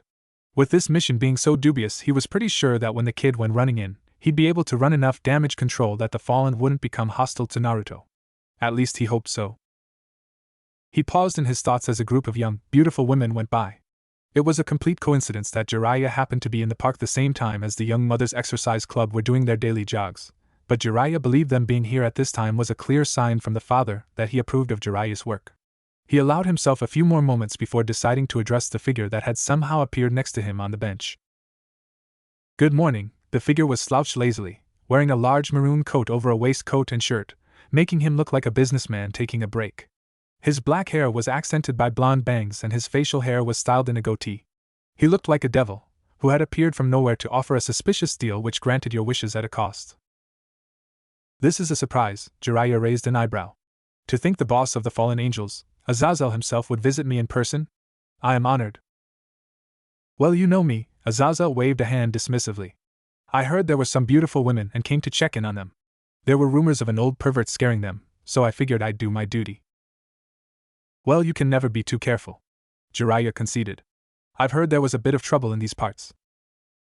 Huh? A brief flicker of genuine confusion passed across the fallen angel's face. Oh, the sacred gear incident? He waved dismissively. It all worked out in the end. The Gremry clan reincarnated her, so that's all over and done with now. Well, if it's all over and done with, Jiraiya watched the people walking past, his mind racing. Azazel being here meant something big was going to happen, and he feared it involved Naruto. Indeed, although I can't help but feel if I had someone a bit more experienced in charge of handling operations, such an embarrassing event would never have occurred. Is this a recruitment pitch? Jiraiya chuckled, feeling some of the tension leave his body. I've already told you, I have no interest in the three factions. There has been some interesting developments. Azazel scowled. The angels have increased their patrols in this area. Increased patrols? That's odd, but I don't see what's so interesting about it. Jiraiya shrugged. I've heard it is Gabriel who is in charge of these new developments. Azazel scratched his cheek. Are you serious? Jiraiya scowled. I'm sure I don't need to remind you the last time Gabriel actually got involved with the more militant side of things was when the beast was running rampant. I remember. I was still wearing the white wings then. The old pervert responded curtly. So, I am going to ask you 2 questions. Do you believe that this world without God can continue? Life will go on, Jiraiya shrugged. And I'm perfectly happy to see that. Good, Azazel nodded. Despite what heaven and the guardians of the tapestry may believe, the world is not ending. The second question is simple. Oh? Where is the cursed child? Jiraiya mentally congratulated himself on his complete lack of a reaction. Didn't Michael kill him after I messed up sealing the kid to hide him? Of course, Azazel looked at the sky with an odd look on his face. Will you humor me and listen to a wild conspiracy theory? Sure, Jiraiya shrugged. Let's say that there was a high-ranking angel who was trying to save his best friend's son. He knew so long as heaven knew the boy was alive, it would not rest until the child was destroyed, so he found a child that looked similar. He deliberately put a rush-looking seal on it that rather than suppress the aura of a child, amplified it so that even a normal human baby gave readings like that of the cursed child but slightly subdued to look convincing. He then correctly sealed the real deal and fled with the child, knowing Michael would destroy the innocent decoy then leave the boy alone. But the guilt of sacrificing a baby caused the angel to fall from grace. Azazel glanced at Jiraiya. Do you like this theory? You have a wild imagination, Jiraiya glanced at the leader of the fallen angels. I almost wish that was the truth. Sounds more badass than a coward who panicked then fled, leaving an incorrectly sealed child to be slain. For a coward you seem awfully calm right now. Azazel got up and started to walk away. Well then, I have places to be. Don't be a stranger and remember, my offer is always open. I'll think about it. Jiraiya started to walk away but the other fallen angel's response froze him in place. Tell Naruto-kun I said hi, and I look forward to seeing what the cursed child can do. Jiraiya felt as deep fear spread through him but when he turned to face Azazel, he had vanished without a sight. Shit. Jiraiya grumbled. It looked like he would have to start getting more hands-on with Naruto's training. Naruto was deep in thought as he followed Tsubaki to the school. So much so he failed to notice all the girls stopping and whispering to each other. If Tsubaki noticed, it was impossible to tell as she kept her features carefully schooled in a stern expression, and she didn't speak at all until they had arrived at the student president's office. As they entered the room, he immediately noticed the strange tomboy who caused him headaches when he looked at her, so he quickly diverted his attention to the rest of the people in the room. There were a few empty seats but currently Shirtori Sauna, Saji Genshiro and another girl he didn't recognize were waiting for him. On seeing him, the new girl burst into a wide smile and waved at him, making him think of an excitable little puppy. Her hair was a reddish-brown and had her bangs swept across her forehead. A single strand of hair poked from the top, wagging almost like a tail, an action that was mimicked by her short twin tails either side of her head. Oh press. This is the new hire? I wish he was a little younger looking so I could be a big sister to him. She sighed dramatically. Instead we got an older type, although he does look like he is unreliable and needs looking after though. That's enough, Meguri-san, Tsubaki remarked as she entered the room. It is impolite to not introduce yourself correctly. Alright, she laughed. Well, my name is Meguri Tomo, pleased to meet you. Hi, Naruto rubbed the back of his head awkwardly. Uzumaki Naruto. Ah, so shy. If only you were 5 years younger, she let out a disappointed sigh. I trust you are well, Sauna's voice cut through the easygoing atmosphere that Tomo had managed to create, leaving Naruto suddenly feeling very nervous. Why yeah, I'm fine, Naruto beamed. How are you doing? I am quite busy, so this shouldn't take too long, Sauna looked at him sternly. Please take a seat. He gulped and did as she requested as Tsubaki took her place by Sauna's side. So what is this about? Has my work been unsatisfactory?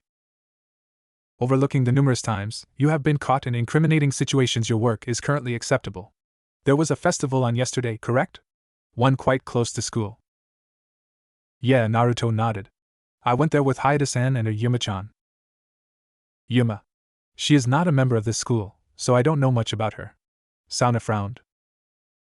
Oh, Naruto suddenly felt as if a weight was lifted from his shoulders as he realized what this was all about.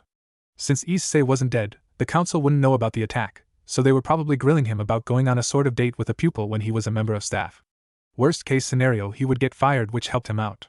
I know I went on a date with a pupil and that I shouldn't have. HM? Sauna raised an eyebrow. How did this date end? Oh, Naruto laughed weakly. Well, I guess nothing much happened. So, her nearly dying counts as not much? The room hadn't exactly been comfortable before, but after those words it became oppressively intense.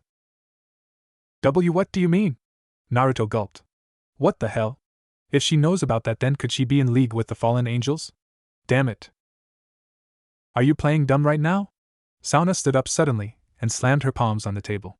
Your left arm is clearly magical, and given the seals placed upon it, you must know that. We know you were there, and we know that Hayate Issei was nearly killed. But what we don't know is why you were there or how you survived. I take threats to my fellow students very seriously. Now tell me exactly what happened. She never raised her voice, but Naruto could feel the anger behind her calm facade. Look, this Yuma-chan was a fallen angel who was trying to get close to Issei. I don't know why, but she wanted to kill her, and I guess the fallen angels didn't think I was important enough to kill. So they just left you alive? Didn't you try and defend Hayate-san? Look, I tried to fight, but I was no match. I don't know why she decided against killing me. Naruto defended himself. Is this going to take long? I have something I have to do. I'm asking the questions here. Sauna narrowed her eyes. According to our records, the area where Uzumaki-san lives is rumored to be hiding a powerful fallen angel. Tsubaki spoke up. I see, Sauna looked at Naruto. So you are a fallen angel agent who lead one of this school's students to her would-be assassin? Like hell I am. Naruto stood upright, causing all the members of Sauna's peerage to fall into combat stances, besides the president, who remained seated looking at Naruto calmly. I'll admit I live with a fallen angel, but from what he claims, he has nothing to do with the three factions. Plus, they are planning to kill someone, and I have to stop it. Who? The entire room paused and Sauna leaned forwards, the cold look in her eyes promising trouble if Naruto didn't answer. Asia. Naruto relented under the force of her glare. They want to kill an entire continent? What? No. Argento Asia, she's a nun or something. She healed me after I was beaten by the fallen angels. So, these fallen angels are holding a prisoner? There was a flash of distaste across Tsubaki's face, but she was silenced by a nod from Sauna. Yeah, and I have to save her, Naruto declared. Why? Did she make you agree to that in order to be healed? Sauna asked. No, but I have little sisters and she reminds me of them. He faltered at the weak reason before rallying. Look, I can't just leave her to be executed. I see, Sauna frowned. And what exactly is your plan, Uzumaki-san? She got up from her chair and walked behind the seated Naruto, rested her hands on his shoulders, leaning over and whispering directly into his ear. When you just said you were completely helpless against them? Do you plan to die against them just to sate your guilt at abandoning her? No. Naruto clenched his fists. I'm still working on a plan. I can't leave her behind like that. It doesn't feel right. Maybe I'll die if I try, but if I let her die and do nothing, my soul will never recover. There was a long silence as Naruto calmed down and Sauna remained behind him, looking at him critically as if thinking hard about something. For what it's worth, I believe he is telling the truth, Tsubaki broke the silence. What he says matches what we have heard from Issei-san, up to a point anyway. I agree, Sauna nodded. It really does appear that you were just in the wrong place at the wrong time. I can't decide if you were unlucky to get caught in it, or lucky to survive. Still, she turned to her peerage, I don't like the idea of fallen angels conducting rituals in my territory. Tomo, I want you to keep an eye on them. Should we make plans to rescue the hostage? Tsubaki asked. No, I have no intentions of starting the war again. However, should we need to defend ourselves, I would prefer to be aware of what they are doing. Sauna stared at Naruto as she walked back to her seat. You said you wanted to save this Argento Asia? I won't let her die. The blonde clenched his fists. If you can offer any help, Naruto swallowed his pride and stood up and bowed until his chest was parallel with the floor. Please help me. There was a smile as Sauna looked at the bowing youth. A quick glance at her peerage members was rewarded with nods all around. I suppose I should introduce myself properly. She stood up from her chair and two black, almost bat-like wings sprung from her back. My real name is Citri Sona, current heiress of the Citri clan, one of the remaining 72 pillars. Those are like the devil royalty or something, right? Naruto screwed up his face. I remember being told they were important. Does that make you a princess or something? Not quite that high, maybe more like a noble, Sona corrected him, but I am glad to see you at least know of the basics, even if it is not quite to the level I was hoping. Everyone in this room is a member of my peerage. Peerage? Naruto blinked. You don't know about them? Well, it doesn't matter, they are essentially my close friends and allies. Sona waved a hand dismissively. However, I do believe you and I can come to an agreement. What do you mean? Naruto felt a shiver down his spine as Sona looked at him. Given her uniform and the lighting in the room, he felt like he was bargaining his soul for power. I cannot interfere in fallen angel business as I am a high-ranking devil, and for me to get involved could be taken as a declaration of war. However, if some unaffiliated being happened to get involved. What are you getting at? Naruto scowled. You are the school's janitor. There was a ghost of a smile on Citri's face. Isn't it your job to clean up the trash and find solutions to problems that affect the running of the school? Of course, it would be a given that you will be provided training to help you perform your duties. You are free to refuse, of course, but I feel this helps us both. I provide you with the training, you get to save the nun and get a promotion from the boring labor jobs and become a specialist problem solver. It's a win-win situation. What do you say? If it helps me save Asia, I accept. Naruto looked at Citri before bowing his head. Thank you? It's a little premature to be thanking me just yet. There was a hint of red on her cheeks, taken aback by the earnest sentiment in his voice. I look forward to working with you, Uzumaki Naruto. Consider this week a trial period. Should you succeed in a satisfactory fashion, I will make the arrangements to pull you from your menial tasks and help set you up for your new line of work. How so? Naruto asked. If you are to be of use to the school, I can arrange to hire you out to others who might require your skills. Such jobs will no doubt build your reputation and help you achieve fame and fortune or whatever it is your heart desires. How can you, a mere student council president, pull these sorts of strings? Naruto blinked in disbelief.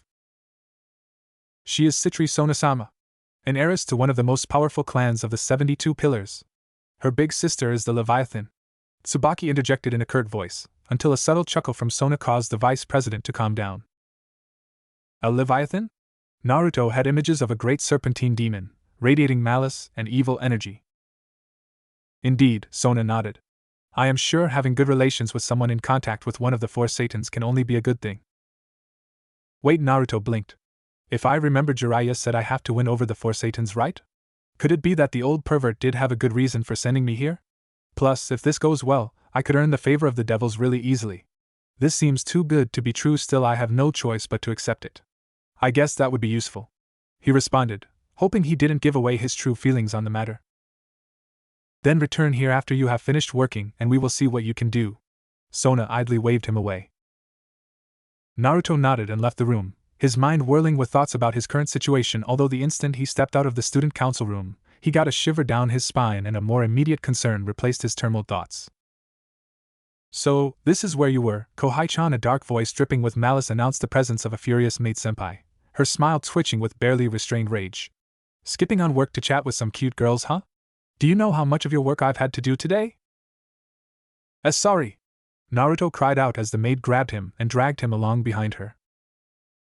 Honey, I'm home. A cheerful Kushina called out as she walked into the house, pausing as she saw two giant packages in the main hallway. They had this address on them but were labeled Naruto Uzumaki. Did Naruto-chan order something and forget to tell me? She frowned slightly at the boxes. Each one was quite large, and she wondered what he precious little boy had been ordering. Welcome home, Minato walked out of the kitchen, wiping his hands on the apron he was wearing. I see you found the packages. It's a bit hard to miss them. Kushina noticed the strange twinkle in her husband's eyes and decided to look at the boxes again, before realization dawned and she smirked at him. I guess if they are presents for Naruto, we'd best send them to his new address, right? Indeed. Minato nodded and the two lifted the boxes, carrying them to the car and pretending not to hear the muffled snickers from one of the boxes, or the air holes strategically placed on them. With their cargo secured, Minato and Kushina got into the car and proceeded to drive around the block a few times before returning home and unloading the packages. It looks like Naruto-kun is at school, so I guess we'd best leave the parcels here in his hallway then head back home, Kushina remarked. I guess so. Minato walked over and opened the door, before shutting it again and putting a finger on his lips, earning a beaming grin from Kushina. Wahaha! One of the boxes erupted and a triumphant Tsunade leapt out. Operation Infiltrate Oniai-chan's house was a success. Really? Kushina sighed. Was that your plan? Garg? Tsunade did a double take as she realized where they were. Wait. This is our house. This isn't Naranai's place. You tricked me. How many times do I have to tell you? Minato sighed tiredly. You can't see Naruto just yet. You need to be patient.